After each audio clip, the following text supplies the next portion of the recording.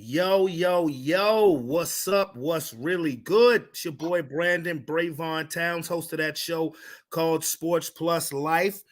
That there sports podcast where we talk about all of the necessary topics in sports and all of the necessary topics in life. I hope everybody is having a wonderful and blessed Monday, February 26, 2000 of the 24. I actually had to stay in the house today because my son caught a stomach bug 4 o'clock in the morning, and when it was time to go to school, he was like, and he looked dehydrated, and boy had the bedroom smelling like a baby room. Boy, I was like, good lord, boy, what you got going on? Like you got your daddy's guts for real. Um, Shout out to Two Tough Sports, that Madden Gamer League on Twitch, and Heather's Craft Haven, my sis from another miss. You see, I got my fellas here with me. I got Tony. I got Sean. What it do? What's good, my boy? How you living? Living, man. Like I said, had an unexpected day off from work, but I had to get my boy better because London had a little stomach bug on Friday. And I guess and I didn't really pay much attention to it because Roman slept all day yesterday. Like got up, had breakfast, then went back to sleep. Like was knocked out. I was like, "You good?" He's like, "Yeah." But then 4 o'clock this morning, I go up and he's like, "He won't feeling good." I was like, "Oh well." I said, "Well, let me give you a couple hours. Try to give him a little time, a couple hours, see if maybe he can feel better before it's time to go to school." When I looked at him, I was like, "All right. Not only is you staying home, I need to disinfect this room, wash your bed sheets, do all that Mr. Mom shit that I had to do. I had to take care of the boy. But tomorrow, you can take your ass to my hang on the go by. Take your ass to my hang on the go by. Yeah, man. I'm glad he's feeling better though, man. Yeah, absolutely. How y'all doing? Oh, good, right, man. Another day, another dollar. You know what I'm saying? Out here living. You know what I mean? Out here living every day. I'm hustling. Every day. Yeah, man. Again, I'm gonna mention Friday's episode of Sports Plus Life Talking Ish. I got to give shout outs again to Lavelle Williams, Charged Up Vel. That was a very powerful interview, very necessary interview. I've watched it about 3 times. Couldn't believe we did that. It was awesome. And from there, I went on to conspiracy theories, which I'll leave for conspiracy theories. But honestly, that interview with Vel was amazing. It was amazing. And definitely go check out his mixtape Destination on Spotify and, as a matter of fact, all music platforms as well. So this is the sports edition now of Sports Plus Life. Fellas, we are now in the off season of the NFL. Franchise tags are being put on some people. Trade rumors are going on about some people, most notably Justin Fields. Now, Justin Fields has come out public and saying that he wants to stay in Chicago, but he's ready for this whole thing to be over with. But do you really want to stay in Chicago when you delete the Bears from your social media and you come out and you say you would take LeBron over Jordan? What? And you just started quarterback of the Chicago Bears. Look, that part of it, personally, I don't give a shit. If you're the quarterback of the Bears and you winning games, you can take who the hell you want to take over Jordan. I don't give a damn. But does he really think that he's gonna stay in Chicago, or do you think it's a foregone conclusion that he is going to get traded? The most I've heard about is the Atlanta Falcons. Tony, I'll start with you. What do you think about Justin Fields' trade possibility? I think it's possible if the price is right, and I mean low enough, not high enough. They're not going to get what they think they may get for him. But how many picks does Atlanta have? I think if he was to get traded to Atlanta, it would be a 2nd-round pick. Well, how many picks does Atlanta have? Is the question. I ain't a Falcons beat writer. I don't know. Because they're starting a new era, and do you see Justin Fields as the answer in that new era, or would you rather just hold pat with them picks? Honestly, I don't know. Without knowing how many picks they have, I wouldn't, I wouldn't judge. And then it also depends on where they see him in his potential NFL development. He's shown little flashes here and there, but nothing, consistent. And in my opinion, nothing worth a second round pick at this point. Okay, Sean, what do you think? I think they a damn fool for trying to give up on Justin Fields so early.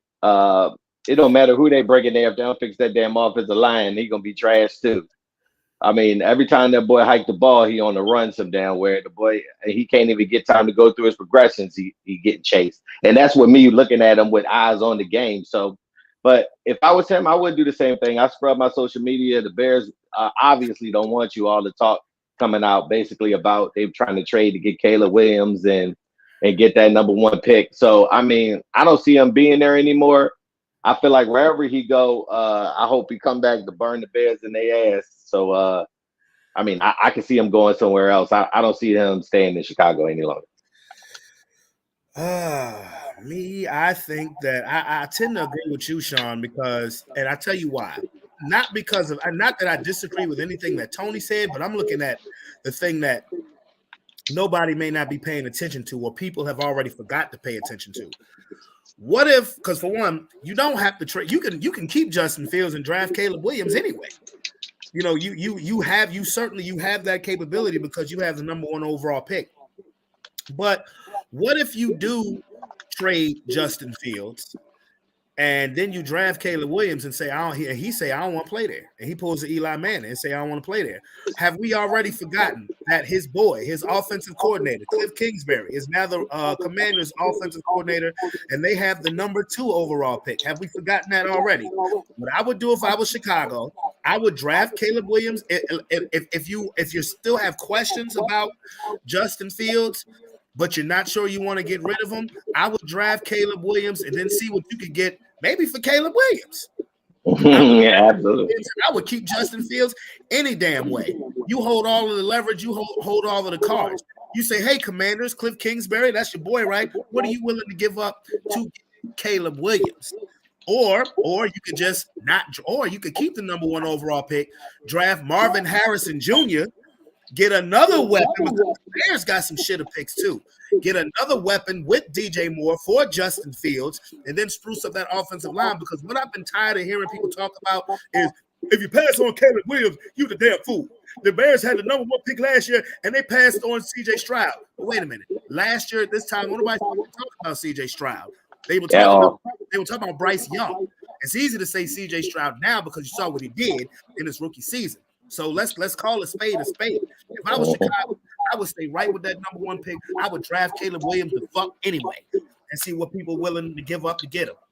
And if I'm Justin Fields, if there's anywhere I want to be traded to, of course, it's Georgia. You're from ATL. You're from Atlanta. People forget that he originally was a Georgia Bulldog, but he couldn't see the field, which is why he got transferred to Ohio State. So if I'm Justin Fields, hell yeah. If I have to go somewhere, hell yeah. I want to go. I'm in a dome. I'm in controlled weather. I'm on a fast track turf. You got Bijan Robinson, Kyle Pitts, Drake London. Hell yeah, I would want to go to the Falcons. What the fuck about that cold weather ass place? That's the only place I would want to go if I was Justin Fields. Yeah. But what do you think about Tony? What do you think about the Caleb Williams situation of him possibly getting drafted to Chicago and saying, I don't want to play there?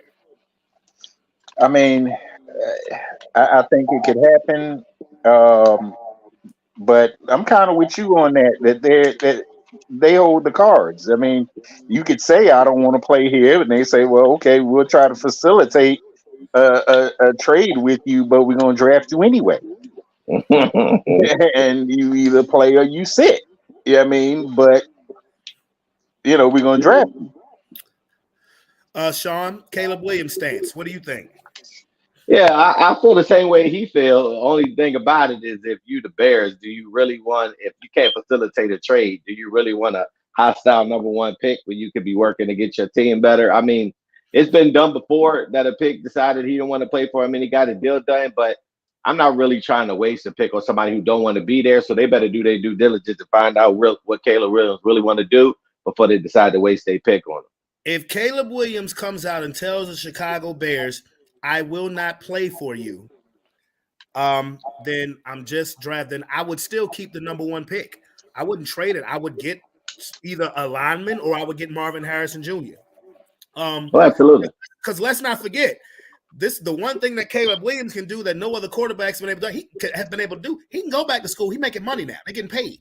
He can go back to USC if he wants, because he's making 7 figures off of NIL endorsements and everything else. You know, how many commercials did you see with Caleb Williams in it during the college football season? So it's not like it's different now. It's not like you can't. It's not like you still can't get paid anyway. And speaking of Caleb Williams, Sean, I'm going to start with you. He has come out and said that in the combine, he is not going to throw. He's not throwing. That he's going to throw when it's the USC Pro Day. What do you think about that? I mean, it's been done before. I don't see a problem with it. I mean, a lot of them like to do controlled throwing in their own environment and things of that nature. But the only thing about it is that some people view it as you're not doing it when the competition is around you and you're doing it in front of people. So, I mean, that could be a knock on his draft character. But, I mean, people already know who Caleb Williams is. They look at the tape. It's not really going to hurt him any. So, I mean, if you want to do it in a controlled environment, go ahead, by all means. What you think, Tony? Yeah, pretty much the same. The combine is not what it used to be. So, you know, I don't think it'll make a difference. I think what's going to eventually happen, and I love what Caleb Williams is doing as far as that's concerned, because like you said, Sean, turn on the tape. You want to have questions about my competitiveness, turn on the fucking tape. Turn on the tape of my last 2 years at USC. Hell, you can turn on the tape of my first year at Oklahoma. And you can see what I'm about. Let me tell you something. The combine is about to be for players who only are either who don't know where their draft stock is or trying to get drafted. Because to me, if you're a top 10 pick or a top 15 pick and you know you're pretty much a lot to go around 10 and 15, they're gonna stop showing up to the combine in general. They'll just start because they still got the pro day.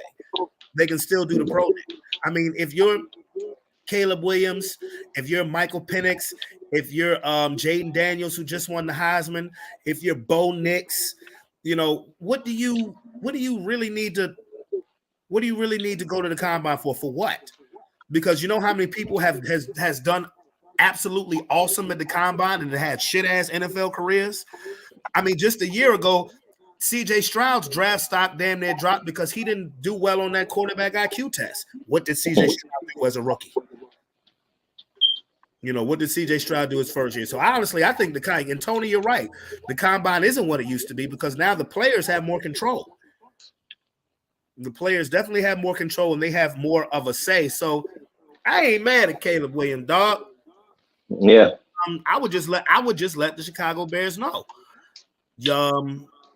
If he wants to play there or not. Because honestly, if I'm Justin Fields, if I'm Justin Fields, I'm looking at Atlanta and be like, I'm fitting to come home, bro. Yeah, so he wants to go to Caleb Williams want to go to the Commanders, huh? Well, it's a Cliff Kingsbury thing.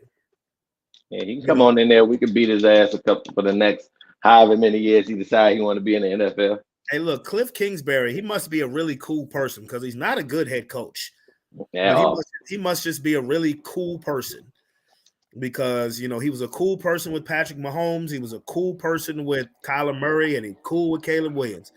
That's how he keeps failing upward in his football. I mean, seriously. I mean, you got Bieniemy, who's a 2-time Super Bowl winning offensive coordinator, about to go to fucking UCLA because he can't get a head coaching job and going as an offensive coordinator, not even a head coach. But somehow Cliff Kingsbury keeps. I told you why that was. Tell me again. Because of that DV. He had a few situations off the field. That's not a good look. Oh, the domestic violence thing. Yeah.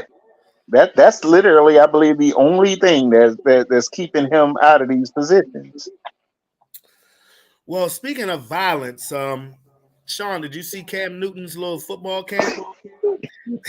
Hey man, why they keep fucking with Cam? And these kids are crazy as hell. I don't even know if they're kids. You know what I'm saying? Because I mean, they were just at his camp. But I'm like, bro. Like, this man out here trying to do good for y'all and do something for y'all, and y'all out here trying to beat him up for what? Like, And it's always clips. And I don't know how many clips you've seen going around social media, but I've seen several where these motherfuckers just be talking to Cam Newton reckless, like they just Reckless. it's like it's a thing to do or some shit like that. Like that man ain't been to the Super Bowl, like that man ain't put in work, like that man ain't got an MVP. Like y'all gotta respect it. Yeah, y'all got to get where he's at. And he's trying to bring some knowledge to y'all know how to get there, and y'all out here acting stupid. Like, so if I was Cam out, pack my shit the fuck up, and get the hell out. But the way I was looking at, he was dragging their ass across the damn screen. I mean, I think he was trying to break up a fight, but I mean, he was flinging them little motherfuckers off of him. Like, but yeah, like, I don't know what they was doing. What you got to say, Tony? I already told you. I mean, I'm doing what I told you. I think he was trying to break it up, but I think Sean is right. It's a privilege. How often are you going to get a pro athlete that's willing to put in some time with you, as a youth? And so, yeah, to bring that ignorance, but just another little embarrassing thing for the stereotype about us. Well, because have you ever seen clips of somebody disrespecting Peyton or Eli at their quarterback camp? No. Or Drew Brees or anything like that? Never. I mean, come on. Like, no. Why is it so cool for teenagers now to be disrespectful? They better cut it out. And the sad part is this is punk ass parents out here that borderline encourage that shit because they think it's funny. They'd say, "Don't put your hands on my kids." Somebody need to put hands on them, but they standing on business. No, they standing on bullshit, and they're gonna be standing in a prison cell if they don't cut it out. Cut it out. You have a pro athlete, a former league MVP, a multimillionaire, a legend in the state of Georgia and Atlanta, and you want to sit there and act stupid for what? But you got your camera out, you got your phone out, you think you're going to get some social media following. Stop being, look, I'm telling this straight up. And this is strictly directed to the youth, to the black youth. Stop acting like fucking clowns. Stop. It's not cool. It's not cute. It's none of the above. If you're trying to get ahead in life by being respectful. Because what if one day you need somebody to vouch for you, but you've been disrespectful to them? Guess what? They ain't got no words for you. And you bought it on yourself. And these parents out here, don't put your hands on my kids. Fine, and you put your hands on your kids before somebody with a badge put their gun on a kid. Cut it out. I was blessed enough to go to a basketball camp at Holland Springs when I was 10 years old. It was a Ralph Sampson basketball camp. Now, Ralph Sampson was trying to make a comeback to the NBA, but we all knew who Ralph Sampson was, University of Virginia legend, and he Richmond local. Do you think anybody said anything sideways to that 7'4" motherfucker? Hell, it was a week-long basketball camp, and it was awesome. Wasn't nobody being disrespectful. I don't understand what the issue is. I mean, it's not. It's not. I tell my children, if anybody takes time out of their schedule to provide you with anything, you show them the utmost respect. Because absolutely, I'm old school when it comes to parenting. Because if they tell me some shit, you got to deal with me, and you don't want that smoke. You don't want that problem. You don't want that problem. Keep your hands off my kids. Shut up. The fuck up. And parent your kids better. Period. So yeah, that part, yeah, that really and yeah, I mean they was brawling. It was on some Royal Rumble type looking shit. Yeah, they was going in with that shit. But Cam was handling this bit, Oh yeah. Yeah, so like I said, man, if I'm him, bro, I'm like, man, if y'all gonna keep acting like this, man, we can just go ahead and squash this camp. But you messing up opportunities for other people who really want it. Mm-hmm. Yep.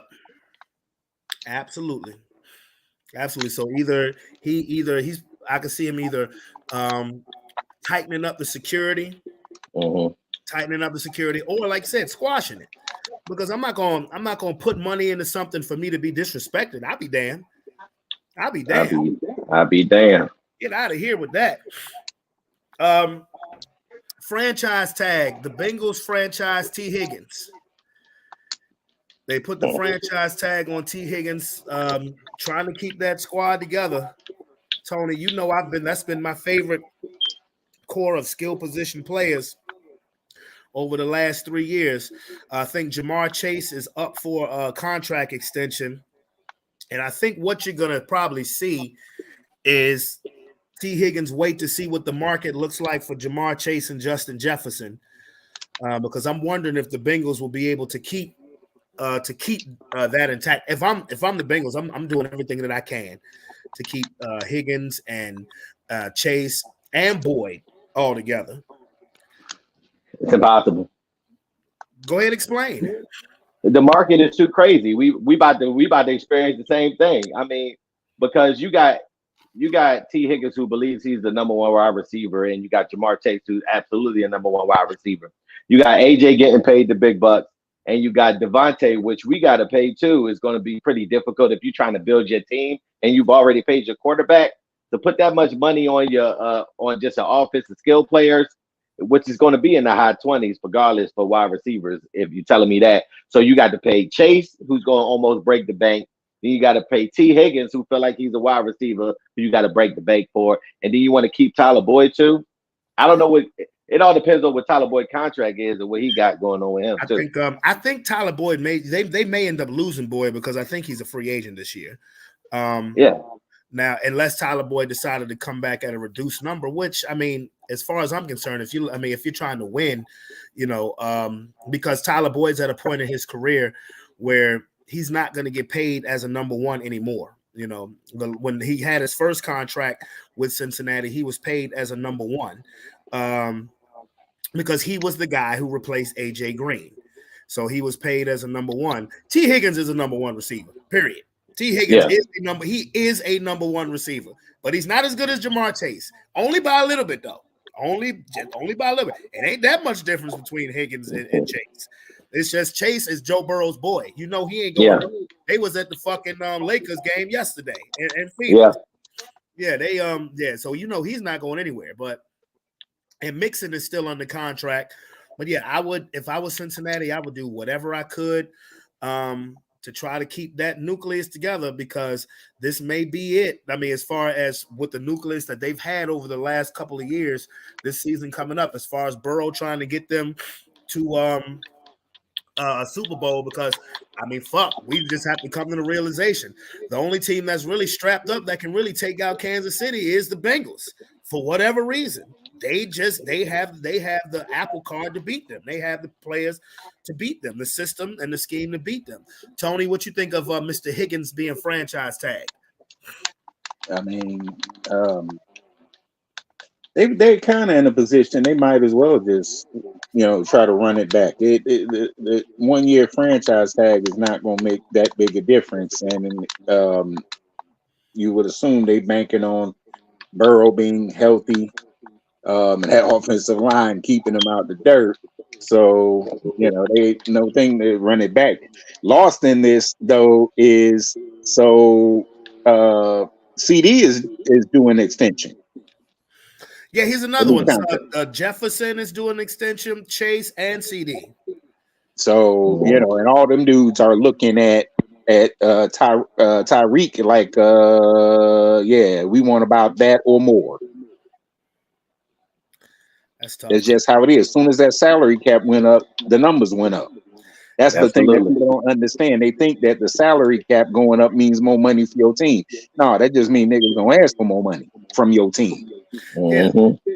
And that's I guess to be honest with you, I'm being real. If the one out of that group that you just named, the receiver who to me is worth as much or more than Tyreek, to me is Jefferson. And that's not me throwing no hate because I love Jamar Chase, but that's not me throwing no shade at CD because he had a hell of a season this year. He had a top 5, top 3 receiver type season this year. What I'll say on your Justin Jefferson thing is, out of all of them dudes, whether it's AJ, whether it's CD, whether it's AJ paid already. No, I'm talking about all Tyreek, all of these dudes. If I got one ball, one shot at that end zone for somebody to catch it, it's gonna be Justin Jefferson. Oh hell yeah, no question. Because he catches more contested passes than a little bit than I've seen out of anybody in the league. And that's why I like the combination of Higgins and Chase, because they make contested catches all the time. Mind you, Jamar Chase, when it comes to running, he's a physical receiver. He's not a burner. Neither is Higgins. Now, if you get him in the open field, it's going to be hard to catch him, but they just not going to flat out run by you like Tyreek. You know, like Tyreek. But now, how about this, Tony? I'll start with you with this. No franchise tag coming. It's been announced for Saquon But none of the running backs. For Josh Jacobs, Derrick Henry, nobody. But that was like last year. They weren't franchise tagging them dudes. Until they did. Well, then in Saquon case, didn't they just agree on like a 1-year deal? He was franchise tag. It was a 1-year deal. That was an amount of what the franchise. It was like less than what the franchise tag was. You're right. They made a big deal out of it. Jacobs was franchise tag. Yeah, he was franchise. So what do you think of the running back carousel? Tony, I'll start with you on this one. That is Saquon, Jacobs, Derrick Henry. You might as well throw Dalvin Cook and Zeke Elliott back in the mix too, because they're free. I was gonna say we're in on that running back carousel. Which one we come out with, I don't know, but it won't be Pollard. It won't be Tony Pollard. Whichever one we come out with, it won't be him. But apparently we're in on that running back carousel. Me personally, I Josh Jacobs for me personally. But if you got to go second, then Henry, even though he's 30. I don't think a 3-year deal would kill you with him. Yeah, I don't either. I think if you just stop with the whole he's 30 thing, he can still be a very productive running back, and we've seen that plenty of times before in the history of the NFL. Running backs who are at 30. Because he take care of himself. Yeah, he's like Adrian Peterson. That dude gonna be playing for a while. Yeah, well, look, it's a little different with Adrian Peterson and why he playing so long, because Adrian Peterson messed all his money up. Yeah. I mean, he messed all his money up. I'm gonna comment on that in a minute. But Sean, what do you think about the running back carousel? Man, I'm still trying to figure out what we're gonna do with ours, because he's a free agent as well. So Swift is a free agent too? Yeah, Swift a free agent too. Damn. Yeah, so I mean, we ain't really saying what we was gonna do with him. I mean, he want to come back to Philly, but it's been linked. We've been linked to Jacobs and Henry, but we was linked to Henry last year. Matter of fact, it was supposed that we had a deal done, but that shit fell through with the Henry shit. So I mean, I can still see the Eagles being interested in him, maybe possibly. I kind of really want Swift to come back because he did his thing when he was with us. You know what I'm saying? We just ain't really give him the ball, like talking about. But bingo.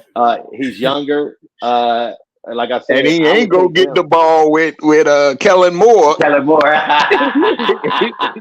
That's what I'm hearing. You know what I'm saying? So I'm not talking anything about anybody, but if I had to get a running back, I would want to keep Swift. If not Swift, I would like he said, Jacobs and Henry.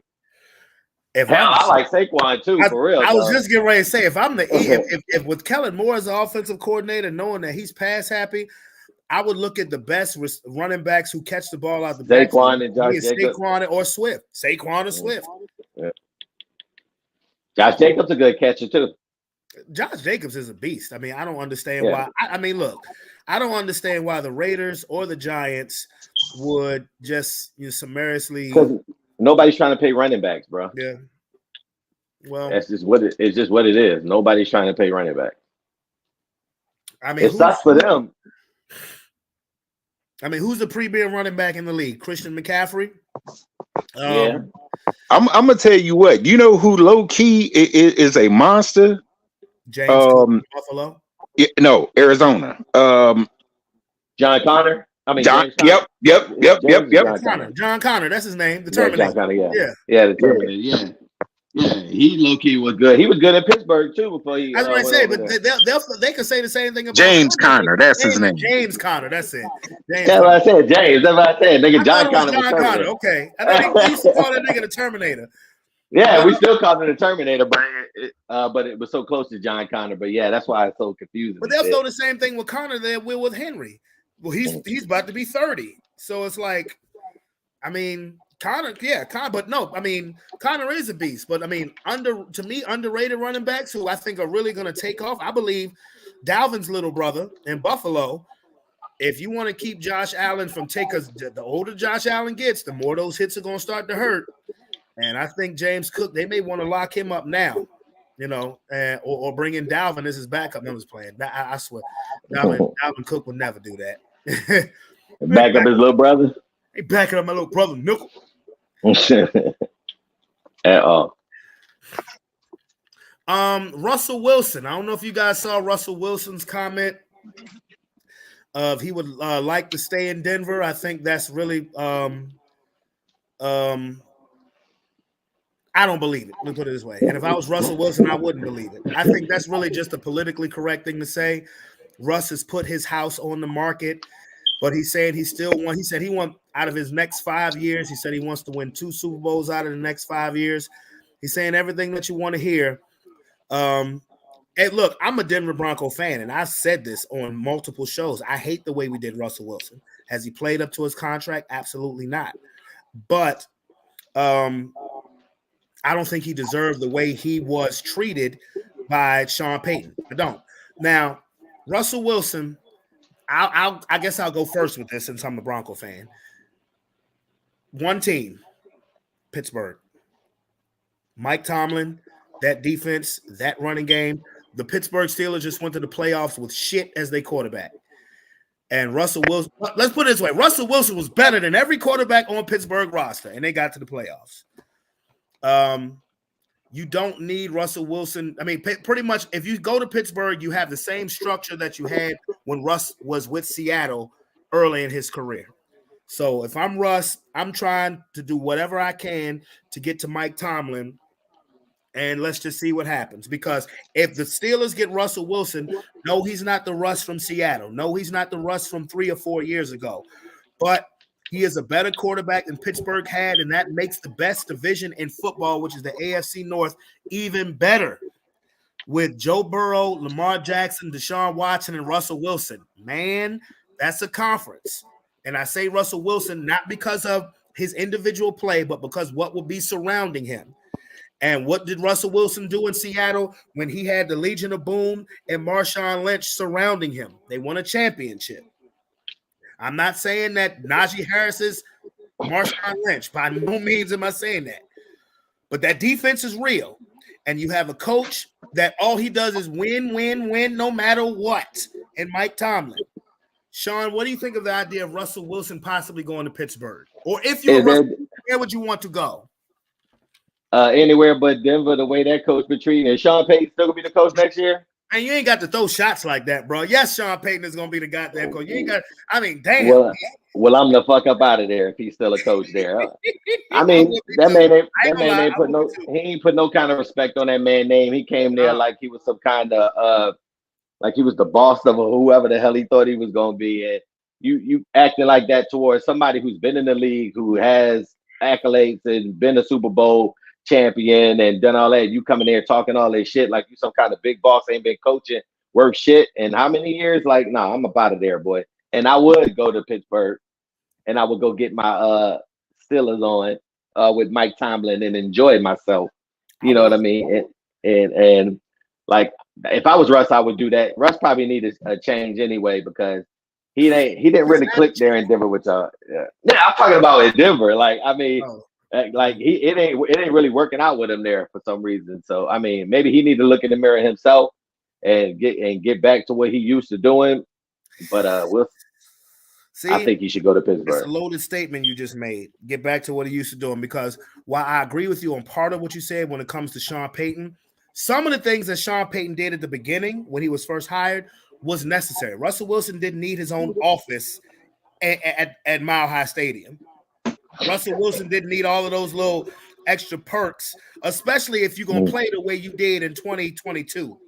Okay, he didn't need all of that stuff. I agree with all of that stuff that Sean Payton did, but what I disagreed with is that, for one, Russell Wilson has won just as many Super Bowls as a quarterback as you have as a coach. He's been to more Super Bowls as a quarterback than you have as a coach. Russell Wilson has a Hall of Fame resume, and he's still a very serviceable quarterback. And for the Broncos organization, if it was going to be so hell-bent on the money, which is why they benched him, it wasn't because of play, because who the fuck would, I don't even remember who the backup quarterback was who played the last 2 games. He ain't the damn future. That was all about money. But if you knew that was going to be an issue, then why'd you sign him to the fucking contract that you signed him to? Well, that was just 365 days ago. You understand what I'm saying? So that's all I'm saying about that. I mean, I agree with you as far as Russ should want the hell up out of Denver because of that shit. But where it's loaded is that when you say Russell should do what he should have been doing, because what were the reports coming from Seattle? The Legion of Boom kind of didn't like Russell Wilson because he got this little kind of special treatment. Same thing in Denver. I want my own office. Blah, blah, blah, blah, blah.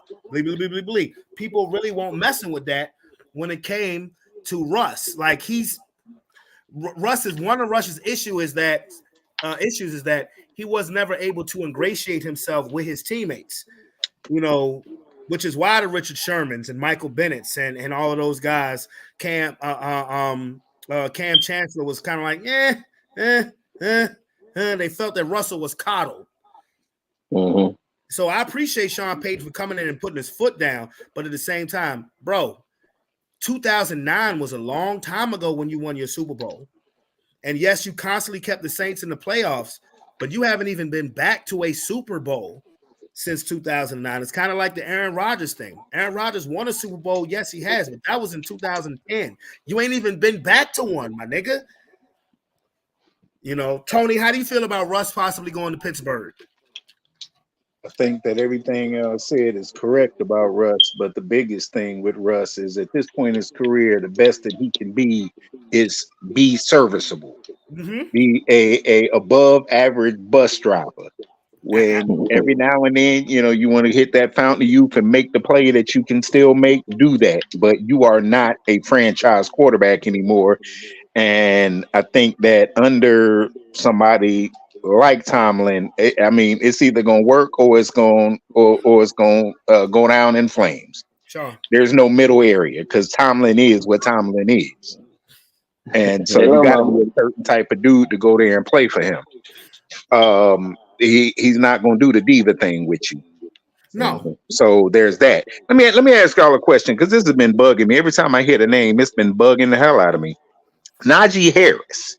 Right. That was the former running back for the Packers for years, right? No. Najee Harris was drafted. No. I'm talking about the name, the same name. Najee, wasn't it Najee Harris? No. It was under Mike McCarthy and Aaron Rodgers. Was it Najee Goodman or some shit like that? Or Najee? No, not Najee Harris, but I know Najee Davenport. That was who he was. That what Najee Davenport? Najee okay. Davenport. Yeah, I was trying to get that last name. Not Goodman. Yeah, he's Yeah, every time I heard that dude name, the first thing I thought of was the Packers. I was going to say ain't no. Najee. Yeah, he Najee Harris was, he drafted out of Alabama. He played under Nick Saban. Well, I know that this is not the same guy. I was just the same name. The exact same name, like Josh Allen for the Bills and Josh Allen for the Jaguars. Josh Allen for the Jaguars was a bad motherfucker. He's a free agent too. The defensive lineman. Yeah, but no, you think about Davenport. Yeah, he was a running back for the Packers. Matter of fact, when they won their Super Bowl. Yeah, so fuck the Packers.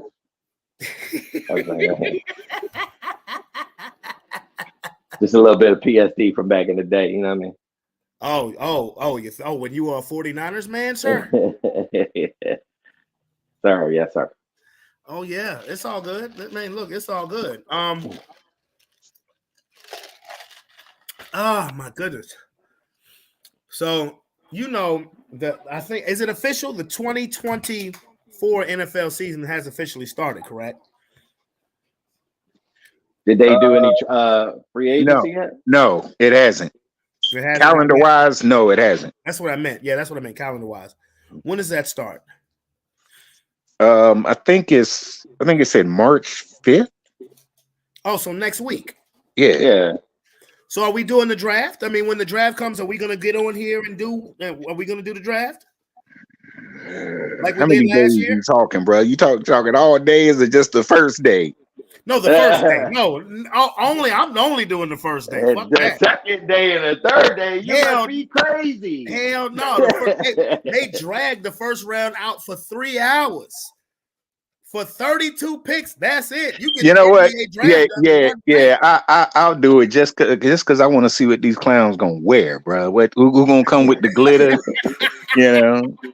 I want to see what the mamas look like with the pink suits. Niggas gonna come to the draft wearing beret. Amen, Jackson. Yeah, I do. I want to see what the mama's gonna look like. And yeah, you're right, Tony. We have dudes on with pearls and all that other shit. It's gonna be some 350-pound offensive lineman with a gold grill and berets in his head. You ain't lying, dog. You ain't lying at all. Tuscaloosa, Alabama. We made it, Cook. Yeah, man.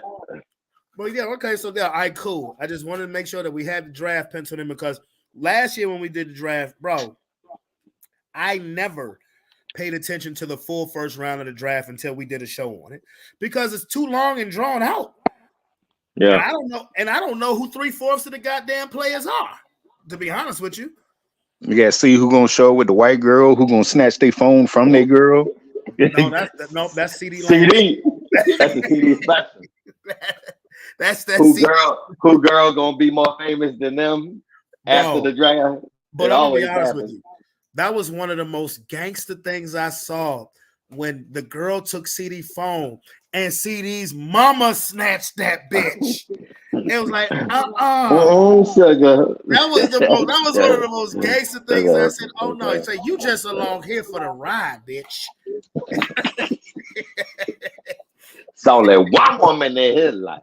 I nursed him. Mama. I carried him. If anybody is checking phone numbers, bitch, it's me. Well, that's the other thing we got to see who mama gonna be bad as hell. That's the first thing I said when you said something. I said I'm looking to see what the mamas look like. Yeah, sir. No, you know what? No. It ain't the NFL draft that you don't want to take him. If you know you got these players know when they got a fine ass mama. You don't want to take them to the NBA draft. Yeah. Because your teammates is only look. You talking about a 53-man roster to a 15-man roster. Your teammate will fuck your mama. I just want you to know. They won't do that in football.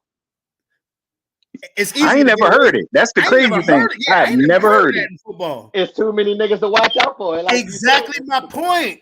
It's more. That's why you ain't never heard of it. But exactly my point. If you hear about an NBA player smashing him, if you gonna know about it because it's only 15 on the team compared to 53 in the NFL. I'm not saying it hasn't happened. It probably has. But again, you can get away with it as long as it ain't the star quarterback fucking your mama. Oh yeah, you don't want nothing about it. Hey, bro, how you catch a pass from somebody who fucking your mama?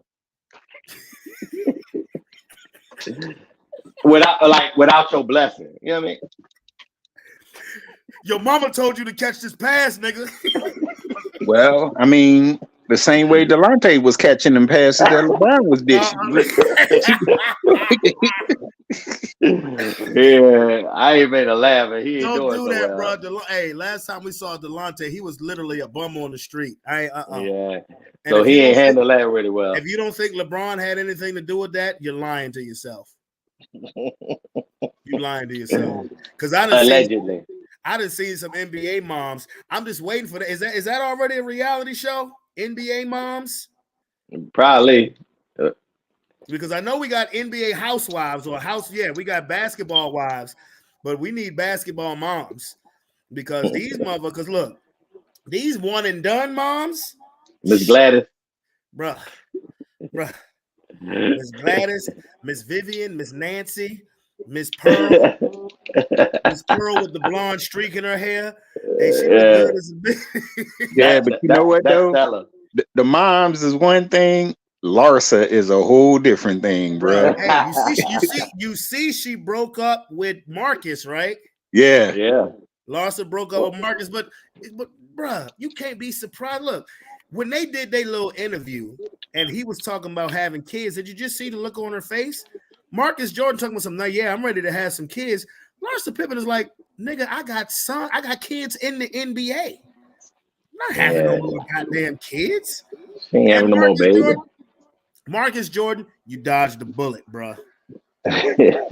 You dodged the bullet. That's why I don't understand the no bull tour, because Scotty, bro, Jordan's son left your baby mama, you left your ex-wife with, and then after that, right after he breaks up with her, he takes a selfie with his dad on Super Bowl Sunday. Yeah, but you know what? It's not going to be what people think. I thought that everyone thought that, the whole fan forum thought that, but then in the interview things, especially with Horace talking, there was very little Jordan talk. Like with all of them, Luke Longley was just happy to be there, but there was and if anybody was going to talk about Jordan, it would have been Horace. Yeah, he hates Michael Jordan. Yeah, he there was very little. He literally just talked about The Last Dance, talked about it from his perspective, but without specifically criticizing Jordan. Did you hear about that, Sean? The No Bull tour? Scottie Pippen, Horace Grant, and Luke Longley are now in Australia doing a continent-wide tour called the No Bull Tour, where pretty much they're giving their side of the story from The Last Dance. Now, Luke Longley wasn't even in The Last Dance. Luke Longley had his own documentary, which Jordan did interviews for. That's why I didn't understand why people think that he was going to be on a Jordan bashing tour, because Jordan spoke nice about him in his own documentary. You know, so said he was a good teammate, nice dude, one of the nicest dudes he ever met, blah, blah, blah. So I doubt that Luke Longley was going to go out on a tour slaying Jordan. My thing about the Scottie Pippen and Horace Grant, like, if you felt this, because clearly with the way Scottie Pippen came at Michael Jordan, which part of it I understand why, but if you had this pent-up aggression in Michael Jordan, why'd you do the damn documentary in the first place? You know, if you were just gonna be mad and bitter about it for the next 4 years and pretty much have everybody, I don't know, because it's just, to me, part of me understands why, because Jordan brought back to light some things that was really irrelevant to The Last Dance as far as that last season, but it is what it is. The dude who they really should have interviewed was Bill Cartwright. They'll never interview Bill Cartwright, because I saw one interview with Bill Cartwright where he said, when Michael Jordan tried to call him out in a player meeting, and Bill Cartwright took him aside and said, if you ever talk to me like that again, I will break both of your legs. That was one interview. You never heard it again. That's the nigga they need to call up. Fuck a Luke Longley. So they're not going. They wouldn't do that necessarily with Cartwright. And the reason why, just like with Oakley, you know, Jordan didn't have a problem with you if you was that guy. If you came back at him like that and you came out there on the court and backed it up, he ain't say nothing to you.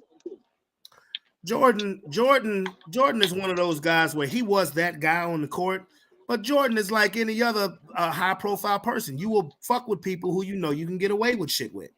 You can punch Steve Kerr in the face because he ain't gonna punch you back. You can punch Will Perdue in the face because he ain't gonna punch you back. You think he ever would have tried to punch Dennis Rodman? No. You think he ever tried to punch Scottie Pippen? Well, he didn't need to. That's the thing.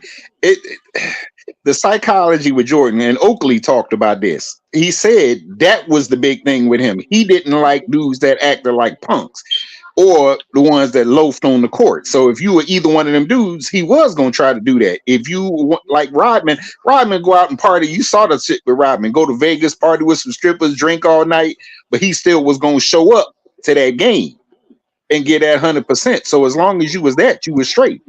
I wish I was playing on the Bulls and Michael Jordan punched me in the face. Because you ain't hear that from none of these other people. Nigga, please, it's me and you every day, and tell you I could lose every day, but you gonna see me.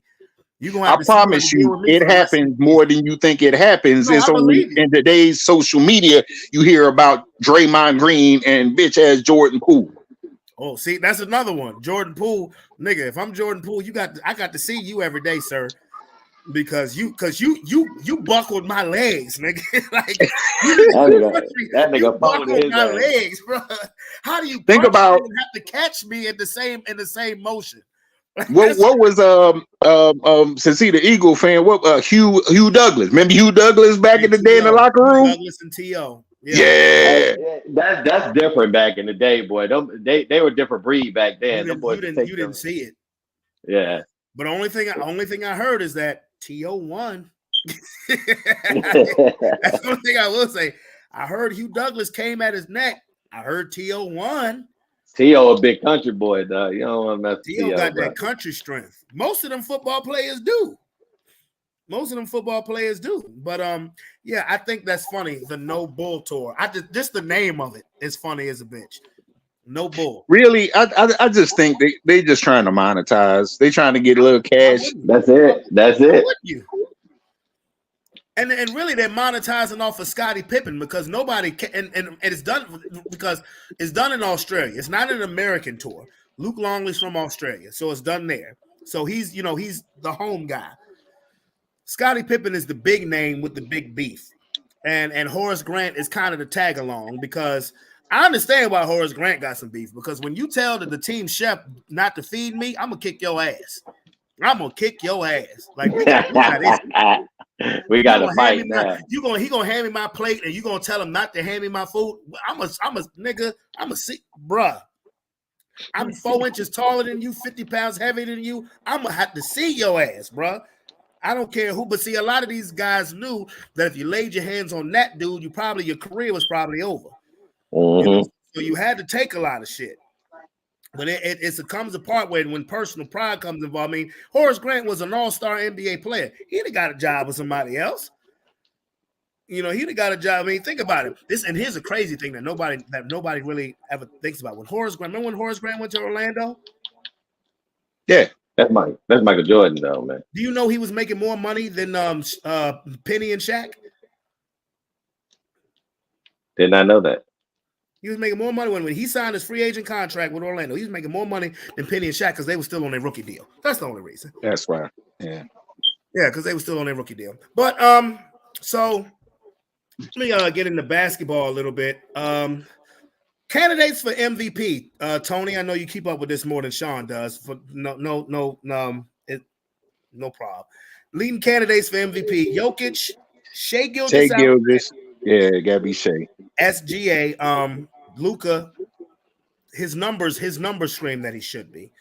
Let me see. It's still Jokic. Giannis. It's still Jokic. You believe so? Yeah, it's still Jokic. Shai is having a great season. Bro. He is having a great season. If OKC finish, fifth person, Anthony Edwards. Okay, Ant-Man. If the Thunder finish with the best record in the West, how does he not get it?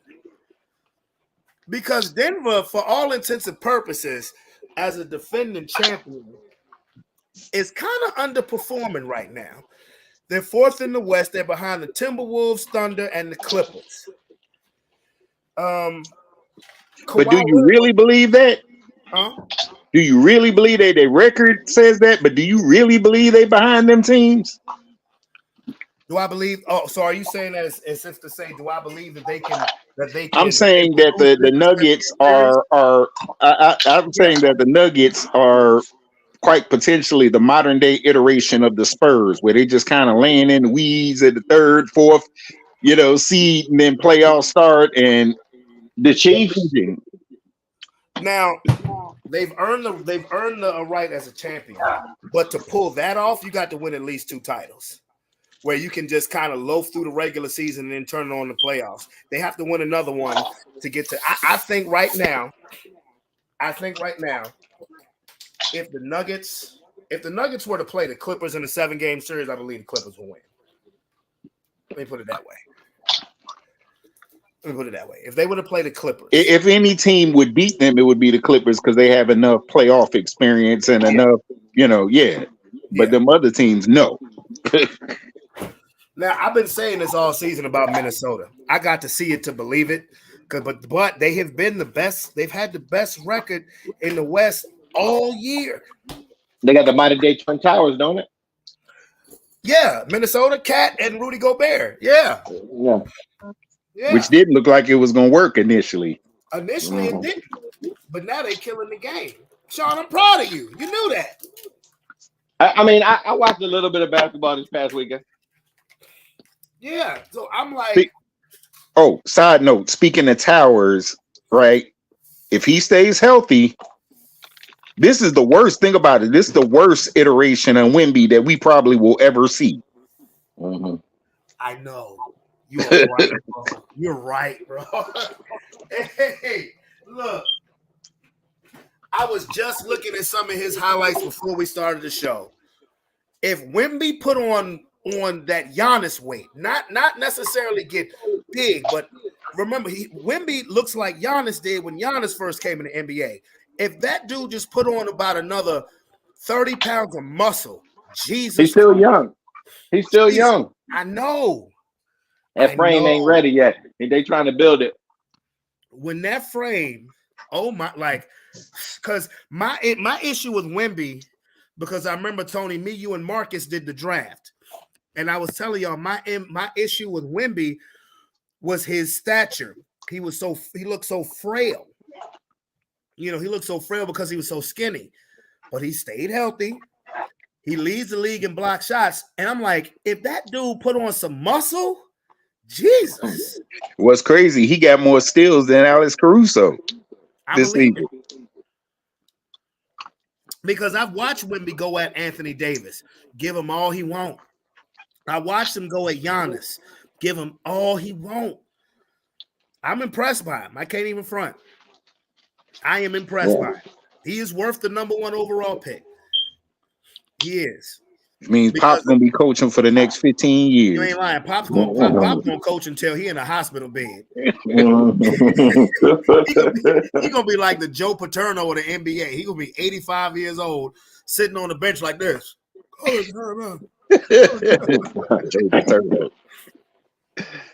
Because Pop know he got him one, and he want to have him a piece of that. He does. It's almost like I believe Pop feels like maybe the value, and you may never hear that in public, but I believe Pop may want to validate himself by saying, "Hey, can I win one without Duncan?" Because he got him one. He got him. He definitely do. He does, but the rest of that team is garbage. That team is trash. But they better start building around him. But he want to get the fuck up out of there. I mean, they got picks. They got picks. Appreciate it, my homie from Twitch. Appreciate the love. They do have picks. But as far as this season goes, for the East, I said Milwaukee at the beginning. I'm gonna stick with it. I mean, fuck it. Because see, with Boston, while Boston may look like the runaway pick,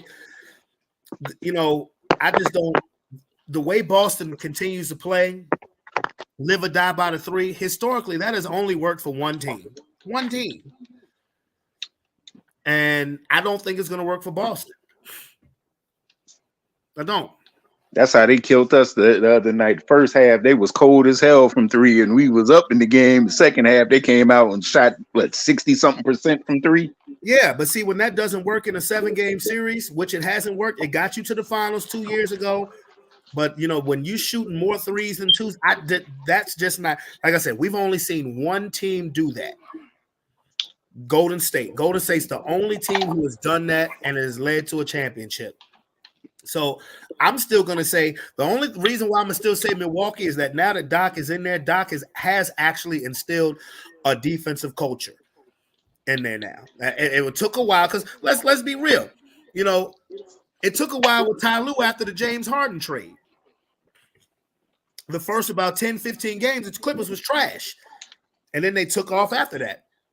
Same thing can happen with Milwaukee. I actually, yesterday, when I was watching the game against the 76ers, I actually saw Damian Lillard playing defense. Because now you got Pat Beverly on the bench who's going to come and see your ass. You have an enforcer. That's what Pat Beverly is. Now that you got him in the trade from Philadelphia, which I'm stunned the 76ers did that. Because if you're going to trade him, why you going to trade him to that team? You got an enforcer. You now have an enforcer who will hold people accountable and don't give a fuck. Pat Beverly done played on different teams, a different team all in the last 4 years. He don't care. Because he's bought to each team for one reason, for defense and discipline. So I'm still going to say Milwaukee. I would like to see the Knicks get healthy. I would. Because when the Knicks was tear-assing through the league, right as they were tear-assing through the league is when you lost Randall and OG Anunoby. I would like to see the Knicks look healthy because that boy Jalen Brunson is fucking truth. Yeah, now, I know the Mavericks miss him. Bruh, I was just getting ready to say the Mavericks because the Mavericks are a team in the West that I think could sneaky do some damage. Only because they're healthy and they don't play defense really worth a damn, but Kyrie and Luka on any given day, both of them motherfuckers can put up 40. Facts. And you haven't heard no bullshit about Kyrie missing games and this, that, and the third. Kyrie just been balling. That's it. Kyrie just been playing. Now, I wanted to ask you guys about something. This is totally off the sports topic. Did y'all see them MAGA red bottoms?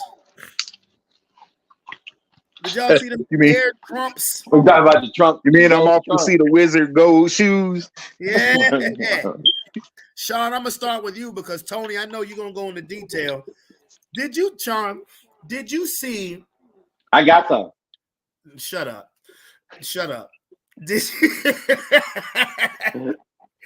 Did you see the report on Fox News where this one guy said Trump is resonating with the black community because we like sneakers?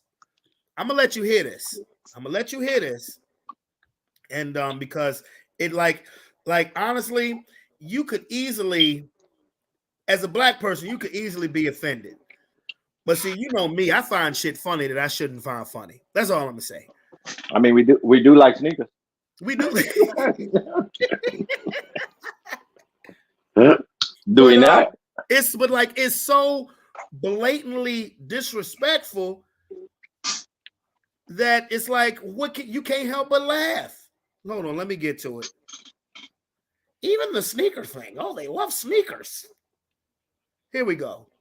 Somebody said the quiet part out loud on what the big sneaker strategy is really all about. Even the sneaker thing. I was on social media last night. Very interesting as you see black support eroding from Joe Biden. This is connecting with black America because they love sneakers. They're into sneakers. They love this is a big deal, certainly in the inner city. So when you have Trump roll out his sneaker line, they're like, wait a minute, this is cool. He's reaching them on a level that defies and is above politics. The culture always trumps politics. And Trump understands culture like no politician I've ever seen.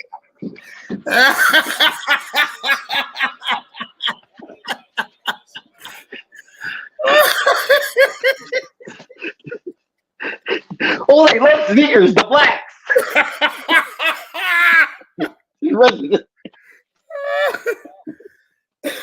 Well, them niggas so clueless, boy. I don't know what to do, man. It's a show. It's entertainment. That's what it is, because they just want somebody to say something to them just for controversy or some shit like that. Nigga, we ain't following Donald Trump for no gold ass motherfucking tennis shoes, bitch, nigga. We don't give a fuck about Trump. We don't give a fuck about Biden. I don't give a fuck about none of y'all motherfuckers, dog. Because ain't none of y'all doing y'all motherfucking job. So honestly, goddamn it, them fucking tennis shoes. You got to be joking, man. Get the fuck out of here. He loves sneakers, and he's impressing. I mean, we do love sneakers, but bro, if it was that easy, then Jordan would be on his 8th term as fucking president. No. He knows his political people. He just knows what to do. know them niggers love some plays.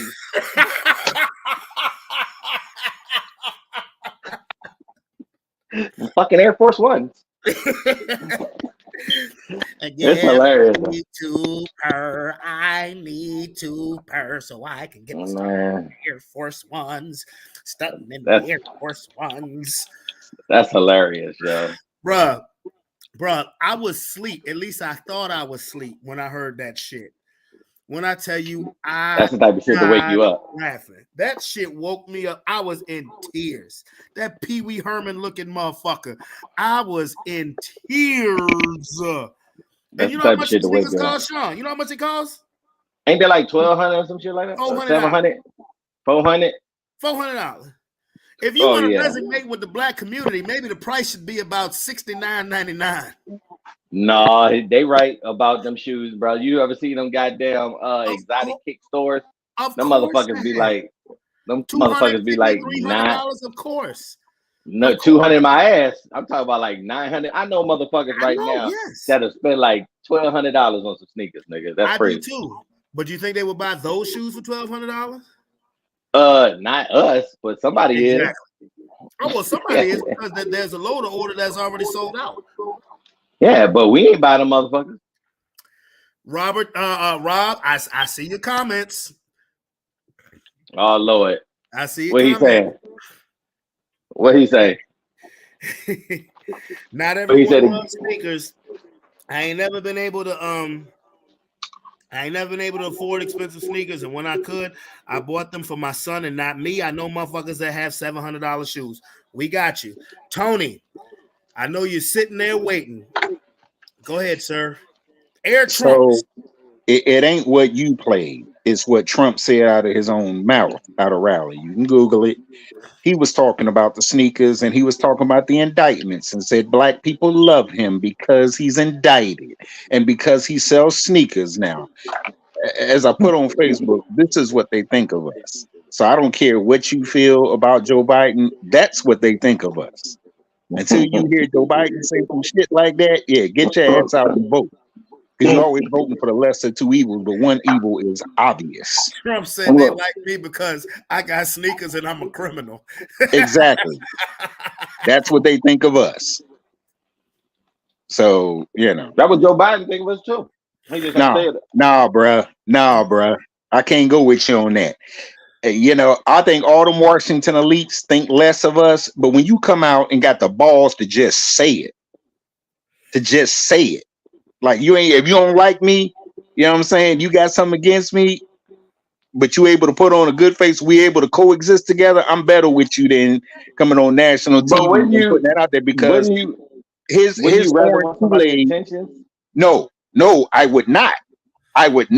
Because you have to understand. You have to understand this dude is a cult leader, so he's driving that clown that's at work that's gonna think you like Trump because he indicted and you're gonna buy his sneakers because you black. You know what I'm saying? So it's bigger than just what you're seeing right there. What we're intaking is what almost half of this country is intaking. The problem is what they're trying to do. This dude is talking about installing this dude that believes that America should be nothing but a Christian country. And what does that mean? White Anglo-Saxon country. So it's way bigger than some sneakers. It's way bigger. At least, there are some people just like Hillary Clinton would have. Nobody like Hillary. Nobody ever liked Hillary.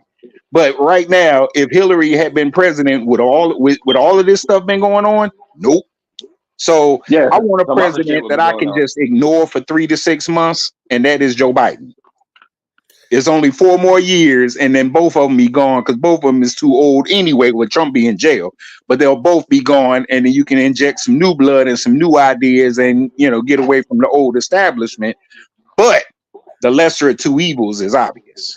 I don't really talk politics like talking about because you know what I'm saying. This ain't my field, but ain't Joe Biden over there dropping bombs on helping support dropping bombs on babies and shit? Actually, no. America has kind of pulled back from that. Israel was an ally. You see, that's the thing about it. Israel been an ally for decades.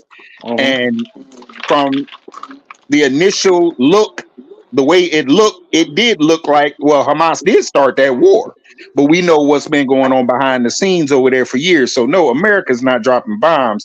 They're honoring their agreement, but they've even stopped doing that at this point. They're not even giving weapons to Israel anymore. Because they told Israel, you have the right to defend yourself, but you don't have the right to invade their country and just randomly kill their people. Hold on, Tony. Sean, what was your question? No, but asking, are we not financing them no more? No, there's no aid bill going to Israel right now. None. Because they've been telling them you need to pull back. You need to pull back because Israel is trying to invade and just take over this country, and America knows it. And so we're not co-signing that. I thought they were trying to do a ceasefire, but America is the one that won't sign for it. No, America won't sign. Well, Hamas is the one that asked for the ceasefire, but they asked for certain things that America's like, no, you got to give up them hostages. You want a ceasefire, give up the hostages. Israel's not going to honor the ceasefire anyway. So America doesn't have Joe Biden can go and ask Netanyahu, hey, how about y'all stop shooting? Maybe we can work out something with them. But Israel's made it clear that they're still going to keep going. As a matter of fact, they just told them people over there in the city of Rafah that they need to evacuate because they have no intention of stopping. So unless America wants to go to war with Israel, there's very little that they can do to stop them. Even the UN, because Israel's part of the UN. The UN's been saying the same thing, but Israel won't stop. I'll take your word for it. This your lane. Yeah, it's a dicey thing when you had an ally that's been an ally for years, and they've been doing little shady stuff. Once it's put on blast, you got to choose. And the problem with that is you entered into agreement with them. So you agreed to help them defend themselves, but you didn't agree to help them invade a country. Yeah, so you got the right to pull out if that's the case, right? You have, which is what America basically has done. Okay. America has pulled back from sending money and weapons to Israel right now. Because from what I see, there's still people out there protesting, setting themselves on fire because Joe Biden ain't listening. Well, they setting themselves on fire because they dumbasses. Because they don't realize the American president can't tell another country what to do. All he can do is designate what America will do. America will not support this. America will not send troops.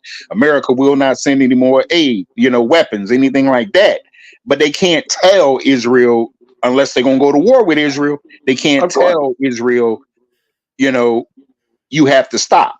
The other problem is because of this thing that's going on, Israel, the shipping routes are being blocked off. So that's affecting America.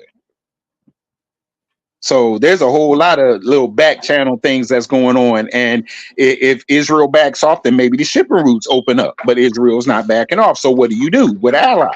You can't tell them what to do. You can't tell Great Britain, you can't go do this or do that. You can say we won't help you do it, but that's all we can do. And they keep saying Joe Biden should call for a ceasefire. Okay, he can stand his old ass up there and say stop firing, but what they gonna do? People been fighting for thousands of years. It's the Middle East. They've been fighting for thousands of years. Ain't nobody stopping that unless they want to stop it. Well, these comments that have come in from Mr. Chandler, I'll start with this one. The sneakers are gold, and that's a con.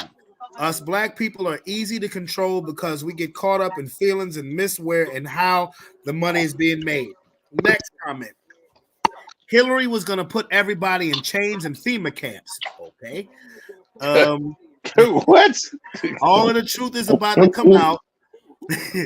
They won't ally. They want to ally when they killed them sailors in 1942. Airman set himself on fire. I think it's a false flag. That will do, and the shipping. I don't know. I won't really know exactly where he's going with it outside of bringing him on here. But then that would constitute to a heavyweight fight between you and Robert. So I think I'll leave that alone until Friday. As much as I'd love to see that, I don't know. I mean, just all of that came from shoes. All that came from sneakers. I just want to know who's going to be dumb enough to motherfucking go out and get a pair of Air Trumps. Do you know what I actually think Joe Biden should do? I think he should go on national TV and just formally withdraw America. Say it to everyone that we are no longer involved in this conflict and just leave it and let whatever happens happen. Because Israel is in no man's land. They just one country surrounded by a whole bunch of Muslims. And if America pulls and says we ain't getting our hands dirty with this, we told them to stop. Whatever happens, happens. It won't be no Israel.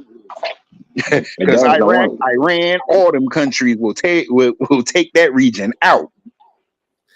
What's the name of the female Republican who's trying to run for president? Nikki Haley. Nikki Haley. Okay.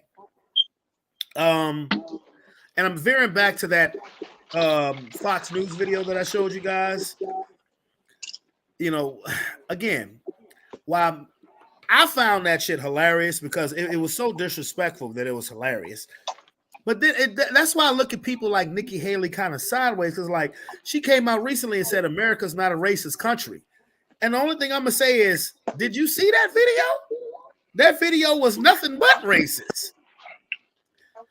He's getting the black votes because they like sneakers. Who the fuck is they? And like you said, Tony, the rally, they liking it because I'm indicted. Because they like that I'm indicted. What that whole that's nothing but racist. That's all I'm gonna say about that. Nikki Haley has to straddle. She's straddling the line. She's been straddling the line for years. You know she's Indian American, right? She's Indian. Matter of fact, Trump even threw a jab at her, a racist jab at her.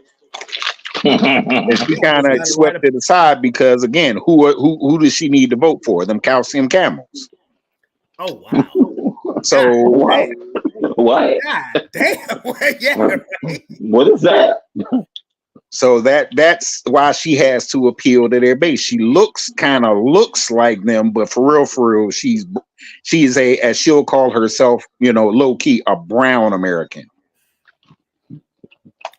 Well, that means you're a person of color. But she about as brown for real. She about as brown as Tim Scott is on the inside. Well, I just heard that. I see a comment that says she's a whole clown. She an anchor baby and can't be president. I don't know what that means. It's the same thing that Trump was trying to push about Barack Obama not being born here in America. That type ish.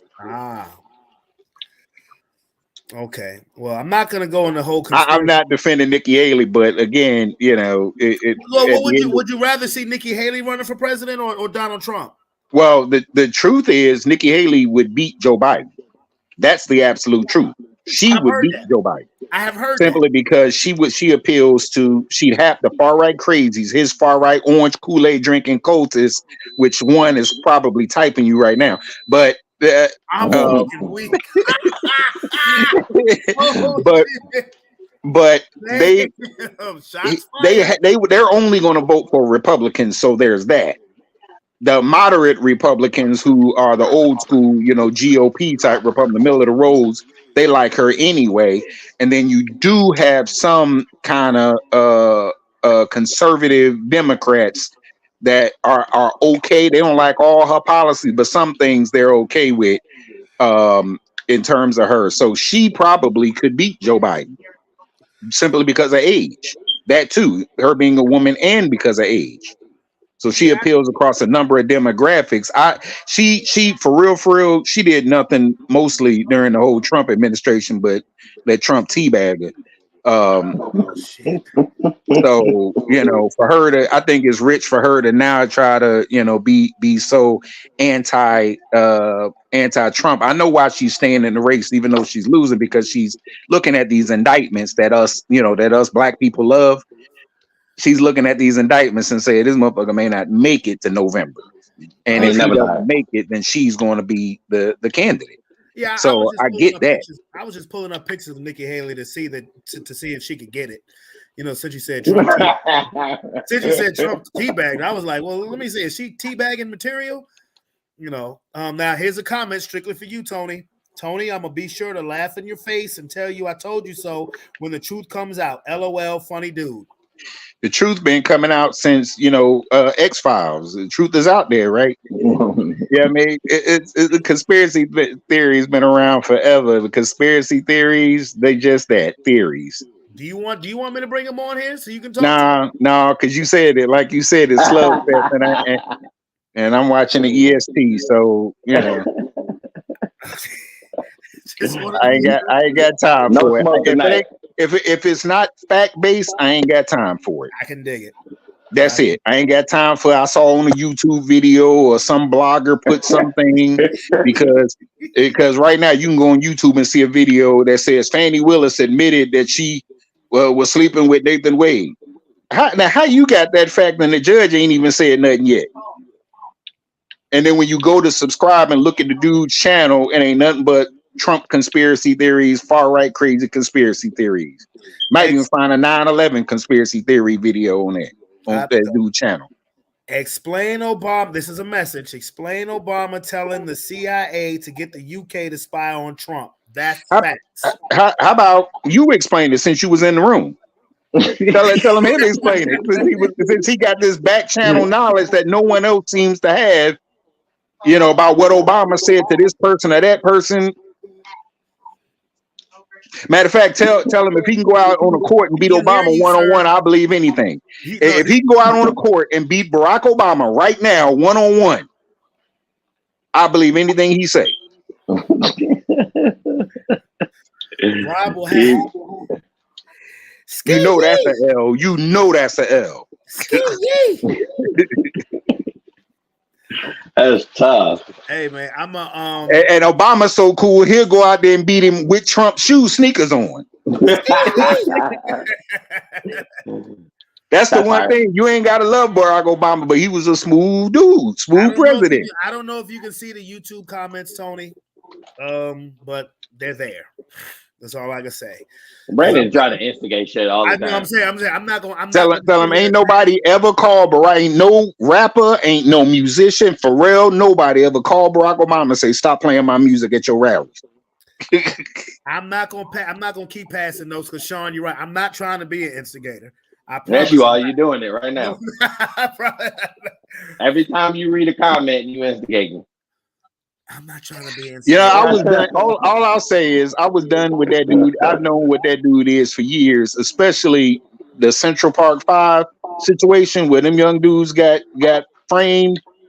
And even after they were exonerated, he still said, I believe they're guilty. He wanted them to get the death penalty. Who? Put up billboards. Who? Trump did. Oh. Him and his father got sued, but mostly him got sued for not wanting to rent to people of color in their apartments. So I ain't got time for that. Well, I ain't got time for that. My man's got his segment. My name ain't Steven, and I don't care who that nigga on that nag is. That's what I'm saying. So if I'll put it this way. If Joe Biden has that in him, I haven't heard it. That comment about the jungle was taken out of context, but I haven't heard it. And I can't imagine that Barack Obama would have been all right with him. Well, I've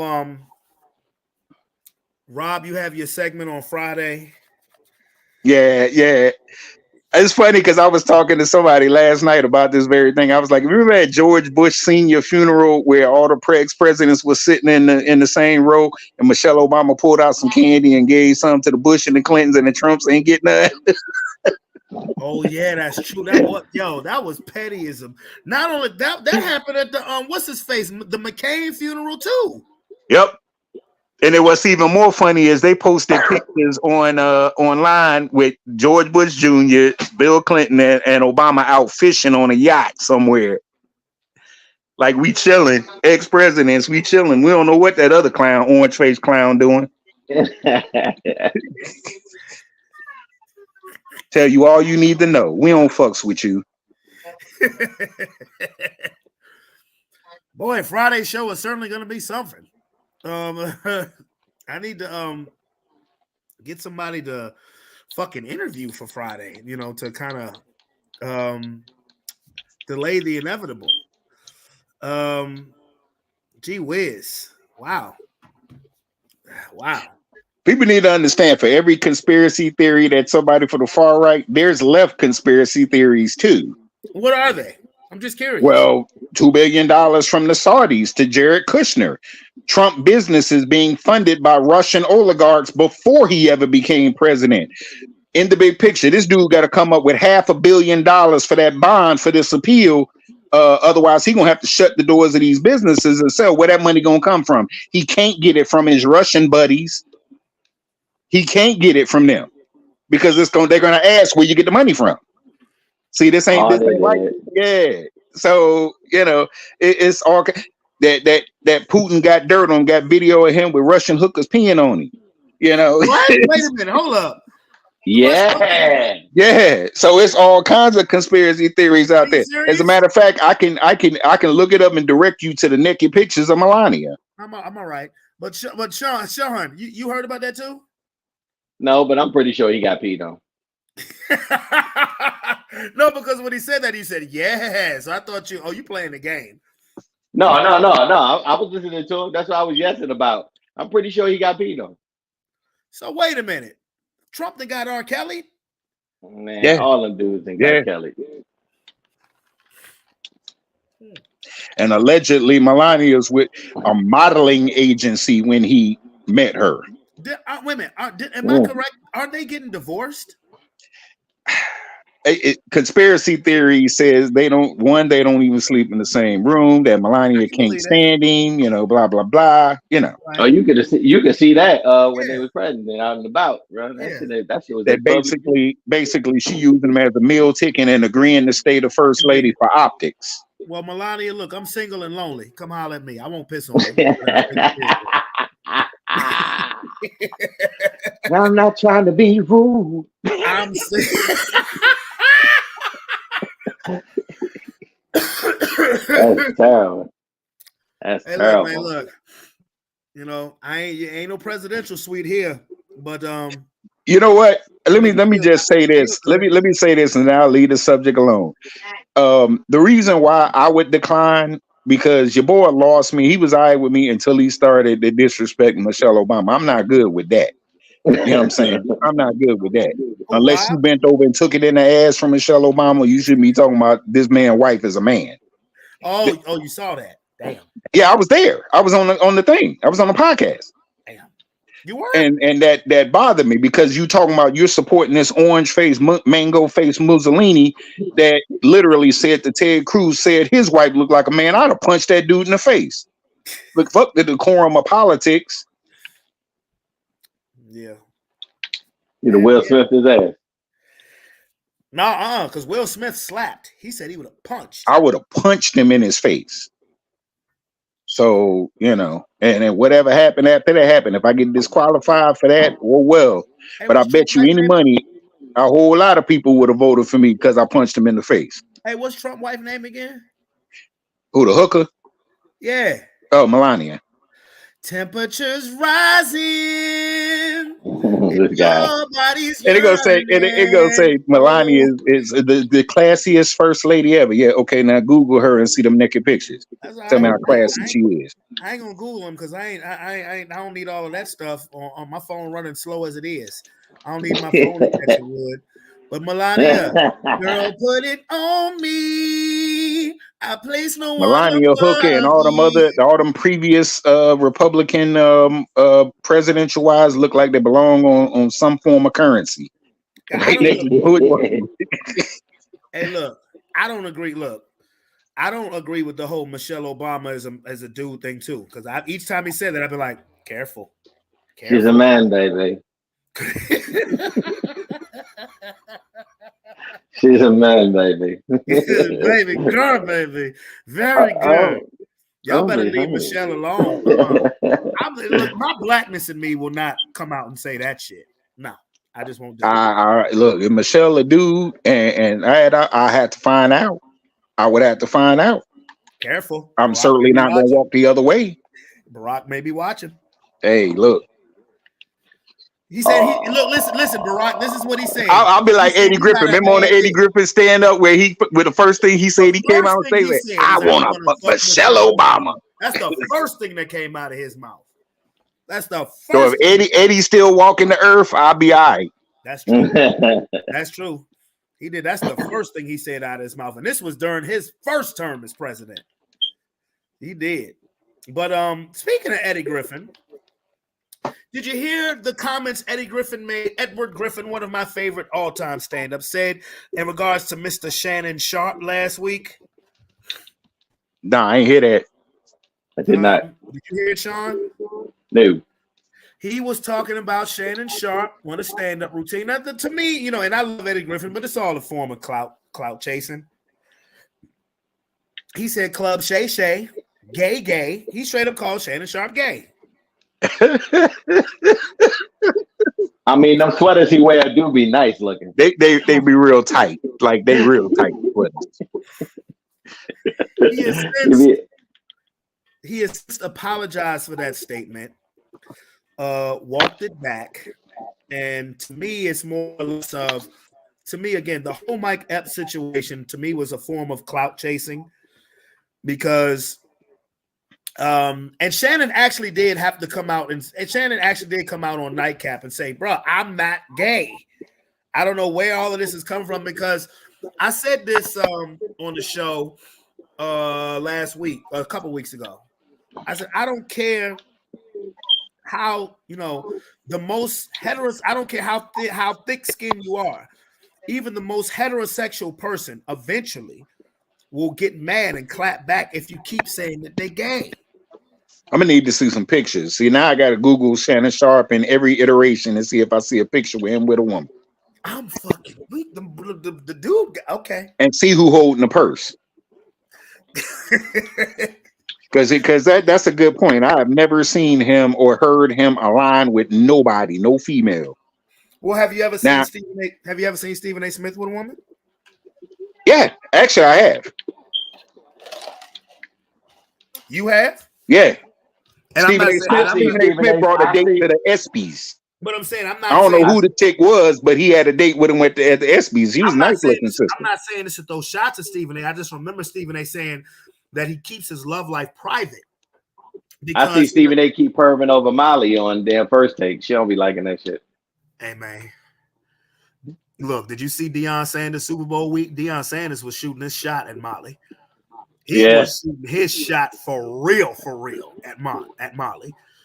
He went out his way to say, Molly, the baddest thing on TV. They was talking about football, and he just interrupted and said, Molly, the baddest thing on TV. Hey, Deion was shooting his shot, but all I'm saying is that I'm assuming that chick is on ESPN.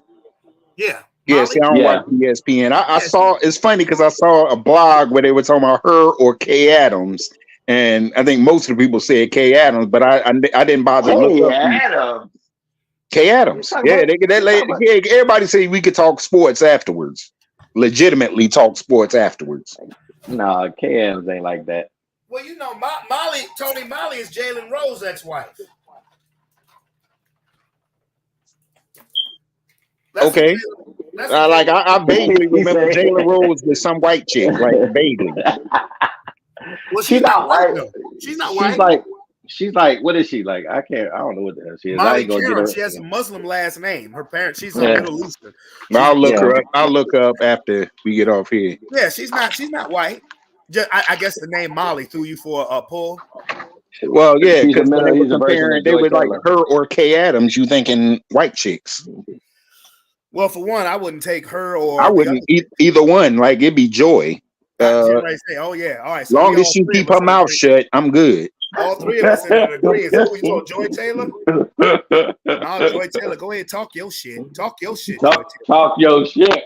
Only thing is, she tell you got to fight my brother first. No, then we got a problem. You can hit fight. That's what guns are for. I fight. Yeah, but honestly, I would take that L for Joy Taylor. Boy, let me tell you, that goddamn Joy Taylor. Woo! That girl's something special. She just on the wrong show. Absolutely. She just on the wrong show because Speak or speak for yourself, whatever it is. Outro trash. I hate listening. Yeah, to but them. Joy got a problem with the brothers, low key. That's all right. She wouldn't have a problem with this, brother. I can't tell she's surrounded by them at work. Well, this is true. This is true. But you notice whenever something controversial happened with one of them Calcia Camels, she got very like the Josh what's the boy with the underage girl? Oh, Josh Giddey. Yeah, Josh stuff Giddey. like that. She downplay that stuff, but something happened with a brother. Oh, she is all over it. That's everybody in the media. That's though. all of them. That's what they make them do, basically. They all swallow the pill when they doing that shit. Joy does it in excess. At least the brothers on there, the people of color on there, try to give them, some benefit of the doubt. She don't give nobody. She don't do it more than Molly. She don't do it more than Molly. And I give you a perfect example. When Dana White slapped this chick, and this was the most disappointed I had ever been in First Take, and Molly came out and said, well, we don't like to judge people at their lowest moment. I was like, wait a minute. Yes, you do. That's all you do. That's all you do. But that's your friend. Nah. Now, look. A bunch of people were silent on Josh Giddey. And look, Josh Giddey, them charges got dropped. Them charges got dropped. And look, I was one of the people who was not silent on Josh Giddey because as soon as Von Miller shit came out and they wanted to make that an A-block segment, I was like, hold up. Did they say why? Huh? Yeah, did they say why? Because I heard they got dropped, but I never actually saw why. Why she didn't got paid. Yeah, why did they drop it? Did they find out that she was actually legal or what? What'd you say, Sean? Probably didn't got paid. There's your answer. I don't know the reason. That answer sounds good to me. Yeah, I might have to look that one up because it was out there, and so yeah, you could pay her, but pay her for they what? They just said she wouldn't cooperate. They just said she wouldn't cooperate is why they dropped everything. She got a social security number. She ain't got to cooperate. She really don't. But but you got to cooperate when it comes to if they have relations. You know what I mean? Well, yeah, that part is true. That's how R. Kelly did with Sparkle. Yeah. No. Actually, Sparkle said she don't even know him. I don't know him. Mm-hmm. But yeah, see, that's when I made the shit a big deal when Von Miller shit got brought to the forefront. You guys are all on a text chat. Me and Marcus and Calvin was going at it back and forth. I'm like, wait a minute. Josh Giddey going through the underage thing. Everybody pretty much put a silencer on that. But when Von Miller, a week later, talking about domestic violence, with his girlfriend, which turned out not to even be true, that wanted to be on the A block. So I'm like, wait a minute.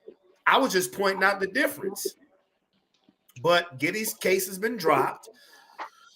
Von Miller shit, as far as I know, has been dropped. But yeah, Molly wasn't a silencer. Molly wasn't a silencer on Dana White. But I don't look. If Joy Taylor get in front of me, you can talk about who you want to talk about.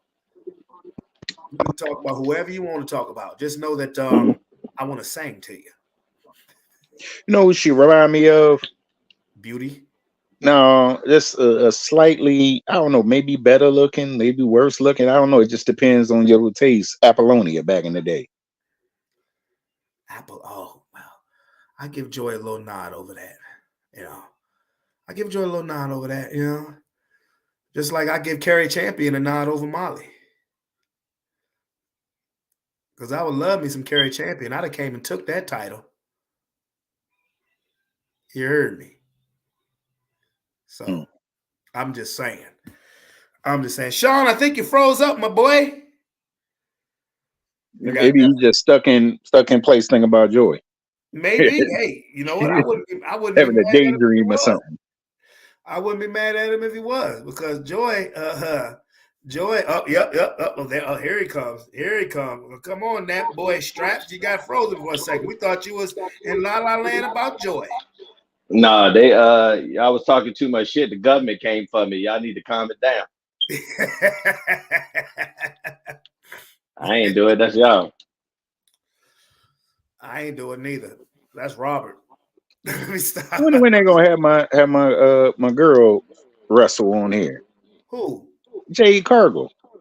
She did that. You watching WWE? Yeah, I'm watching Shinsuke and Sami Zayn. I was just watching that last night because I mentioned you had said something about me about like maybe watching a little bit more WWE. That could be something that we could cover. Man, them chicks on there is bad.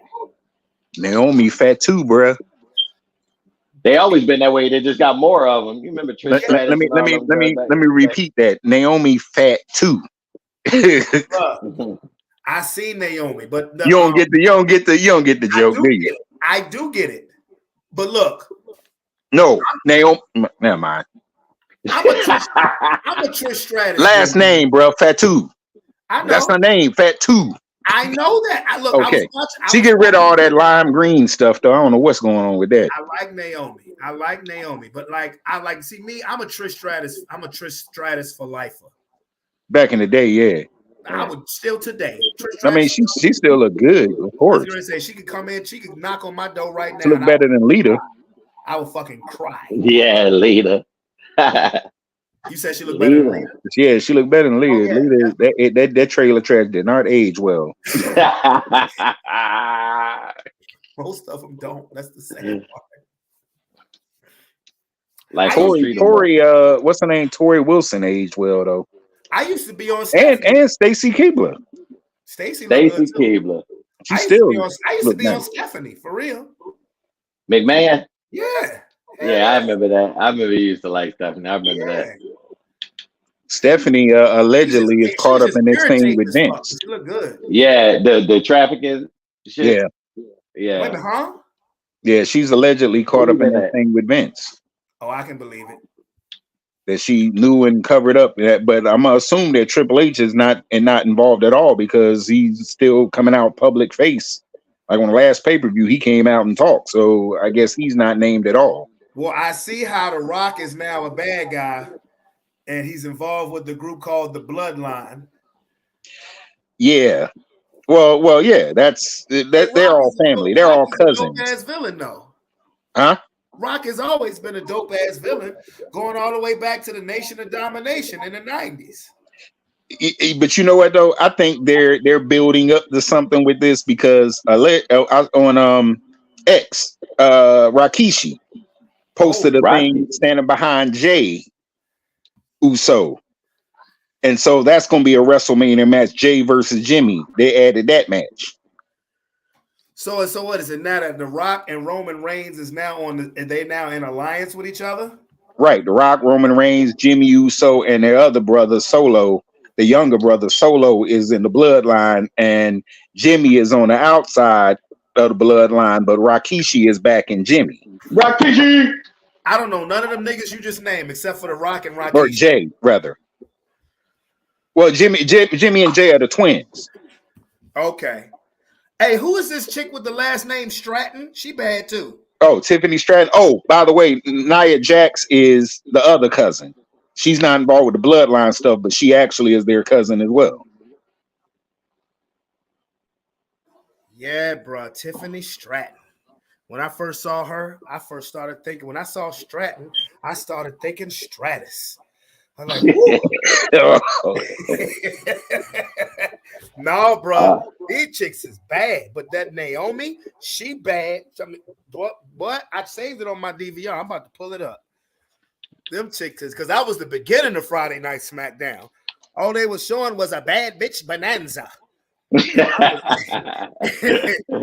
And boy, I was loving it. Look, I done told you I'm single and lonely over here. So come on, Trump Life.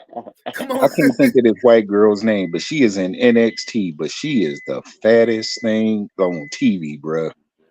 Damn, I can't think of her name. Something Lion. You don't see a lot of the NXT unless you actually watch NXT, which I don't. I just like see them on TikTok. But a lot of these, especially the women, came from NXT. Mm-hmm. That's all right. They can come. Oh, I was about to say something I don't need to say on YouTube. You know what? Never mind. You said your lad there. I was about to give 4 other letters that they can come to. Lord, yeah, women's match: Chelsea Green versus Raquel Rodriguez. Yeah, so I mean, like, you know, it's just I just haven't been able to keep up with wrestling, particularly WWE. since the days of Rock, Prime Rock, Stone Cold, Hogan. Because even though Hogan was old, when he came back to WWE, it was with Rock and Stone Cold and Undertaker and Kane and all of them, and motherfucking Kurt Angle and Triple H when he had the long hair and shit. I was a wrestling fanatic. Shawn Michaels and all of them. Me and Shawn, we went to a jump. Well, Undertaker and Kane were already old. When he came back, they were old. Yeah, older. Because they were there, but they were there before he left. Remember? I know. Undertaker was, yeah. Kane was as well. He was Isaac Yankem, DDS. That's right. Because Hogan fought Undertaker in a WrestleMania in the early 90s. Yeah, Survivor Series. Yeah, Survivor. It was Survivor Series. He was Undertaker was part of Ted DiBiase's team, that was when Undertaker was truly like dead man walking shit. He looked like he had just gotten up. Yeah, Paul Bearer come out with "Oh my Undertaker." Yeah. But then the funniest match with the Undertaker was him and Yokozuna, bro. That was hilarious. He had this skinny 7 foot tall dude versus this 600-pound damn near Yokozuna. When me and Sean went to the Richmond Coliseum to see SmackDown, this was the only time in history when The Rock did a slide in people's elbow. Remember when he used to wear them little $1,000 shirts, them little button keep them open? And he did a slide in people's elbow on Triple H. He had sunglasses. He threw them in the crowd. Everybody was going crazy. And then after that, what you didn't see on the live televised, John, Stone Cold came out and stunned Triple H like 8 times. And drinking a whole 6-pack. Drinking a whole 6-pack. While he was doing it. Yeah, I don't think you will ever, and I know, it's all scripted or whatever, but I don't think you'll ever have better storylines than during them two, the Attitude Era, with Stone Cold, Rock, and DX and them, and NWO over there in WCW. You will not have more better storylines than what was going on with that. And when they invaded, you remember the night that they invaded WWE? WCW invaded. It was still WWF. Yeah. Yeah, and Stone Cold stunned everybody in the ring. Like everybody. Dudley Boys, everybody got so. Because the next pay-per-view was Stone Cold versus Scott Hall and The Rock versus Hogan. A month after WCW. Yeah. Sean, you had just went off to the fucking Army. WrestleMania 18. Oh my God, that shit was classic because The Rock and Hogan's match was epic. That's when Hogan got the fan base back. Because at the beginning of that match, everybody was cheering for The Rock, but by the end of that match, everybody was cheering for Hogan. Like that's when he got the fan base back, and then the next month beat Triple H to win the title again. That's when I was like into all of that shit. Like I fucking loved it. Now, and Sean, remember you and Tony, y'all said the NWO. Now it's the LWO. Well, yeah, the Latin world, or they no. They just no. Last night I started laughing my ass off. No, like the Latin world. No, you can't have nothing like that without Eddie Guerrero. You gotta have somebody like him. You could get me. You couldn't find me back in the day not doing the sucking sign like to somebody all the time, bro. We used to stay with that wrestling shit back then, bro. We used to have chorus concerts where you give a suck it sign on stage. Because you never knew what was going to happen. The scripts was so crazy. You had Stone Cold beating Booker T ass in the supermarket. That should be funny though. Ran over by a limousine and it was Rikishi. Yeah, them was like we used to come to school every Tuesday and Thursday. Hey, you see Raw? Hey, you see SmackDown? That's that shit was. That's when that shit was dope. I think it was. I want to say I stopped keeping up. I stopped keeping up with it regularly when they totally tried to separate the two programs, Raw and SmackDown. They had the Raw draft, the SmackDown draft, and that's when it kind of got a little too much for me. Like I never kept up with John Cena ever. There was only some matches that I would go back and watch. Like I watched when Hulk Hogan fought Shawn Michaels. I had to see that shit. That was must see. And seeing Shawn Michaels super kick the fuck out of Hogan like 5 times, and Hogan still hulk up. And I did watch John Cena versus The Rock. I did, but I mean, other than that, I didn't really keep up with it that much. And now really when The Rock comes back, and like I said, it's supposed to be Roman Reigns versus The Rock, but now he's part of this bloodline thing. I'm gonna try to start keeping up with it because it gives us another topic to talk about. But them chicks on there is bad. Oh, they bad. So what is this wrestling? Y'all about to start doing and shit like that? I mean, see, look, I could bring it up, but Tony would have to carry the day. Or maybe you all you gotta do is watch it. It's twice a week. I have to get somebody like Brian on. Which shows are we watching? Huh? All you gotta do is watch Raw and SmackDown and the pay-per-view whenever it comes around. That's what, Monday and Thursday? Yeah, Monday and Friday. Monday and Friday. Yeah, Friday. Yeah, SmackDown is 2 hours, 8 to 10, and then Raw is on USA. But actually, one of them, which one? I think Raw is about to go to Netflix. Netflix bought it. Oh wow! So yeah, they're about to go to Netflix. Yeah, see, that's if they're going to Netflix, then I'm gonna watch it then because I watch Netflix. Yeah, see, Shawn Raw used to be Monday on USA back in the day, so that's never changed. Monday Night Raw. Yeah, SmackDown is the one that keeps changing. That's Friday. Yeah, SmackDown used to be Thursdays. That's Friday now on Fox. Okay. 8 to 10. Used to be actually SmackDown used to be Saturday night. SmackDown at one point was Tuesday night. SmackDown had been on every day of the calendar except Monday. They try to find that good day to where that shit can land to get them some extra goddamn viewers. Yeah, where they get the most views they can get. So whatever day seems to be the day, they'll trickle it around. It's been Friday for a while, so Friday must be that sweet spot. Well, I mean, Fridays I do a show at that around that same time, so I'm gonna have to be watching and doing the show at the same. I did. Here's what you can do. It's sports entertainment. It's scripted, but you got the reaction videos out there to the script because you still don't know exactly what's going to happen. So, I mean, we had reaction videos to Snowfall and Power. Right. So it's no different. Yeah. Yeah, that's the first thing I did. Because I taped it on Friday, and I was like, okay, there's no football on, so I was half-assed watching the basketball game. I said, let me see what the hell they talking about on SmackDown. And the first thing they came out with, they got my attention great. What's funny about these dudes, though? 6 fine chicks. Go ahead, Tony. What's funny about some of these dudes is when you look at their life before wrestling, whether they played for the Atlanta Falcons and kind of sucked and then blew their knee out, or played for like Diesel, Kevin Nash played for the Hawks. He did. Blew his knee out. Yeah, he did. Just like Brock Lesnar played for Brock Lesnar. Yeah. So it's a whole bunch of them that actually Farouk played. Remember Farouk? Farouk played for the NFL team too. Yeah. Farouk played for the Raiders. Yeah. I could not. I like the Nation of Domination. I just didn't like Farouk. Yeah, I ain't like Farouk either. Why y'all ain't like Farouk? I didn't like. He was corny to me. Yeah, he was corny to me. Well, Brad, look, I stole Bradshaw. The clothes. Now Ron Simmons was funny. Ron Simmons as himself with Bradshaw. What was their little group called? The APA.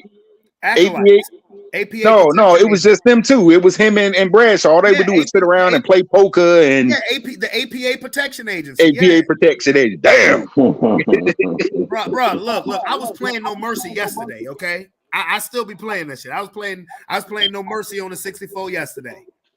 Yeah, I ain't like that the Nation of Domination thing. Every time they try to go down that road with the militant black person thing, it just don't vibe with me. Hey, whether it's them or whether it's the Arabs or whether it's the Indians, anybody of color, they try to make into that kind of crew.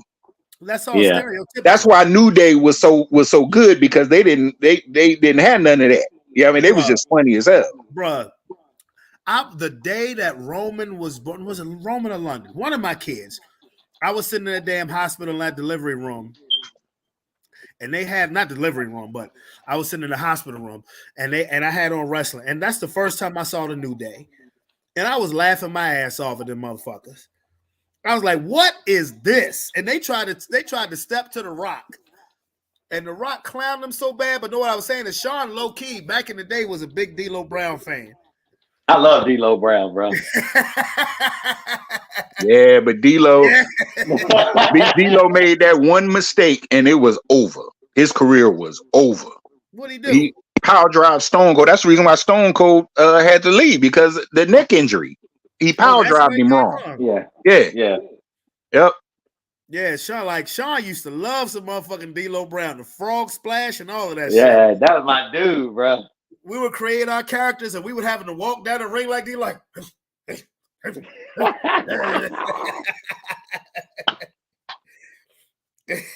my dude, bro. I fucking love D'Lo. Yeah, D'Lo Brown. Yeah, man, that was the good old days. But anyway, fellas, we are coming up on 2 hours. Hey, it is a school night, man. You guys have thugged it out with me. Awesome. Friday is gonna be. By the way, yes, sir. Reason why I spoke on that before we go, reason why I spoke on that Nation of Domination, Bobby Lashley, you have to watch it. Bobby Lashley and the Street Profits, they trying to go down that road again, get a group of black dudes together and make them into, I don't know. Street niggas. Street niggas. And Bobby Lashley like the whitest black dude in America. He really is. He really is. You gonna pick him and try to make him into a Bobby thug? Lashley That ain't working.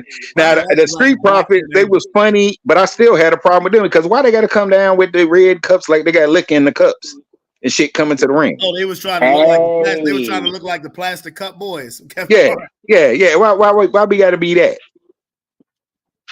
Stereotypical dude, which is the same reason why Trump sneakers is out, because they love sneakers. They love sneakers. Rush for 25 yards just drives good. Hey, look, Friday is going to be explosive because I know when I get to conspiracy theories, my man Rob Chandler is going to have a whole lot to say. I appreciate you two brothers. I'm with your mama, man. Hold on, what? I'm with your mama. What your mama said about that. I thought he said I'm with your mama. I'm about to be like, hey, I said I'm with your mama. Hey, Tony, before we go, you got any parting shots? What movies do we need to look out for? We are on the last 2 episodes of The Last Airbender, Avatar, on Netflix, the series, live action series. It is okay. It's okay if you watch the movie and all that, and the show when it was on. I mean, it's something to sit down and watch with your kids. It's decent. Martial arts is okay, and it is decent, but it's new, so I'd give it a chance. It's eight episodes. Consequently, your boy just finished up, and I had never. It's crazy because it's been out for years, and I never sat down to watch it, but it was actually great. Narcos and Narcos Mexico. Oh yeah, I didn't watch Mexico, but I did watch Narcos. Yeah, they were both really, really good. Yeah, see, Sean, Tony be putting me on some shit to watch. Like Tony's the one who put me on the Snowfall and Ozark. Oh yeah, from an action standpoint, the story kind of sucked. But if you nostalgic about Felicia Rashad, the Beekeeper, with her and Jason Statham. Oh, what's that on? The action was off the chain though. It's in the theater. Oh, okay. Yeah. What did you think about that Clarence movie? I have not watched Book of Clarence yet. I intend to, but I have not watched it yet. So, what do you think about the sequel to Kong and Godzilla? I mean, it's Kong and Godzilla. What you expect?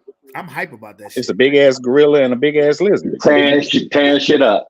Tearing shit up. That's what they do. Like, Rampage. You don't really expect more than that.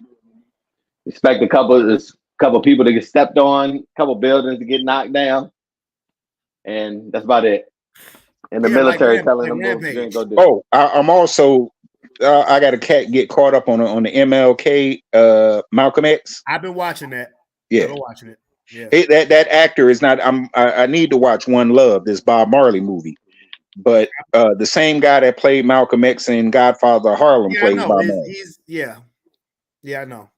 I'm waiting on that to come back. I don't know what's taking them so long. Wait a minute. No. The same woman. You saying the same actor that played Malcolm X on Godfather? Well, no, I was it God? No, it was One Night in Miami. What? Yeah, I was going to say, yeah, it was One Night in Miami. One Night in That's Miami. who was playing Bob Marley. Yeah, Right.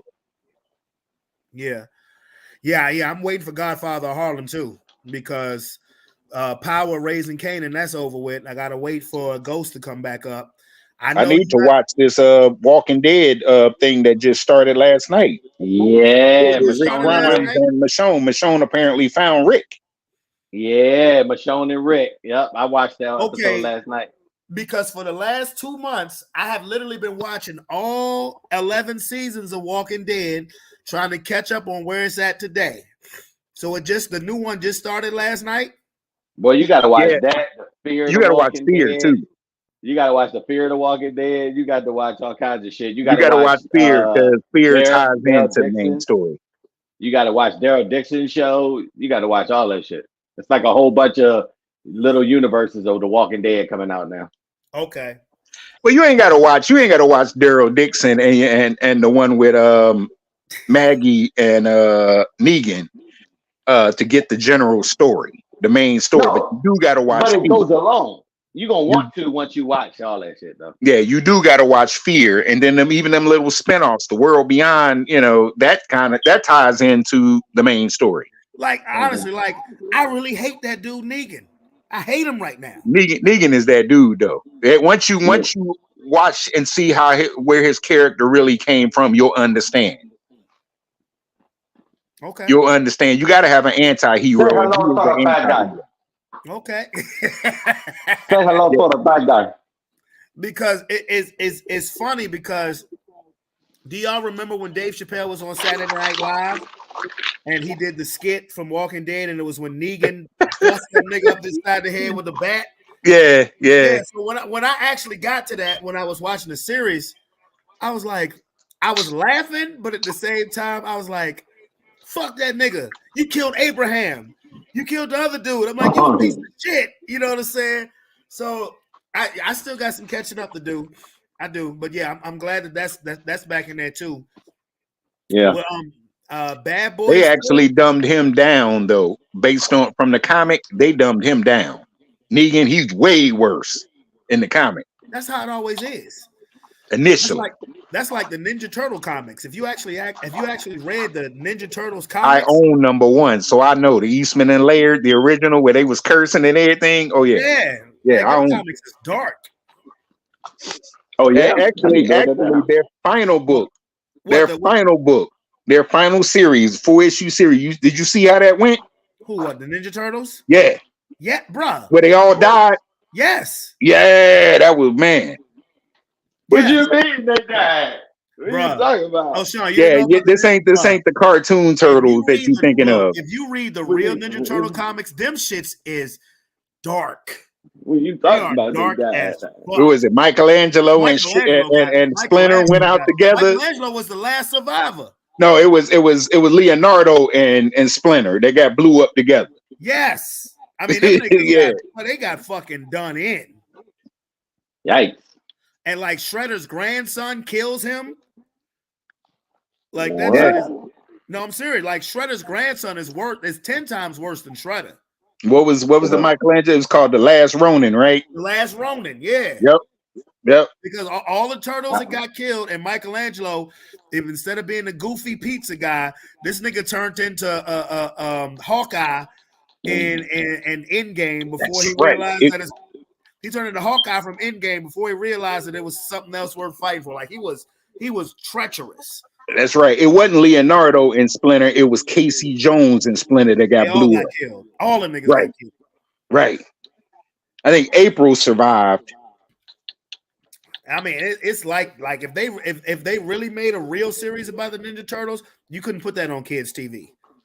Yeah, nah. That's on some Batman Dark Knight shit. Well, come on now. That's a whole different podcast thing because I've been collecting comics since I was 7.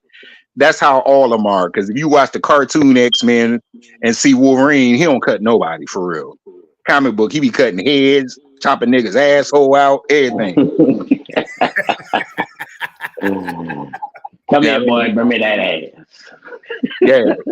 Yeah, So, yeah. The closest they came to comic Wolverine was the Logan movie. Yeah.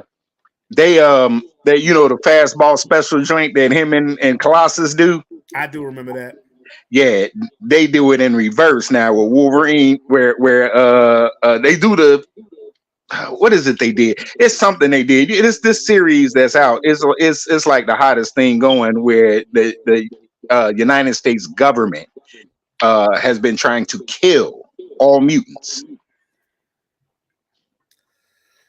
Well, you know, pretty soon We're not talking about the normal Sentinel program type shit. I may have a conspiracy theorist on Friday that says mutants are real. Who knows? Yeah. That nigga probably in the chat like, wait till the truth come out, nigga. Wolverine been around in Mississippi this whole time.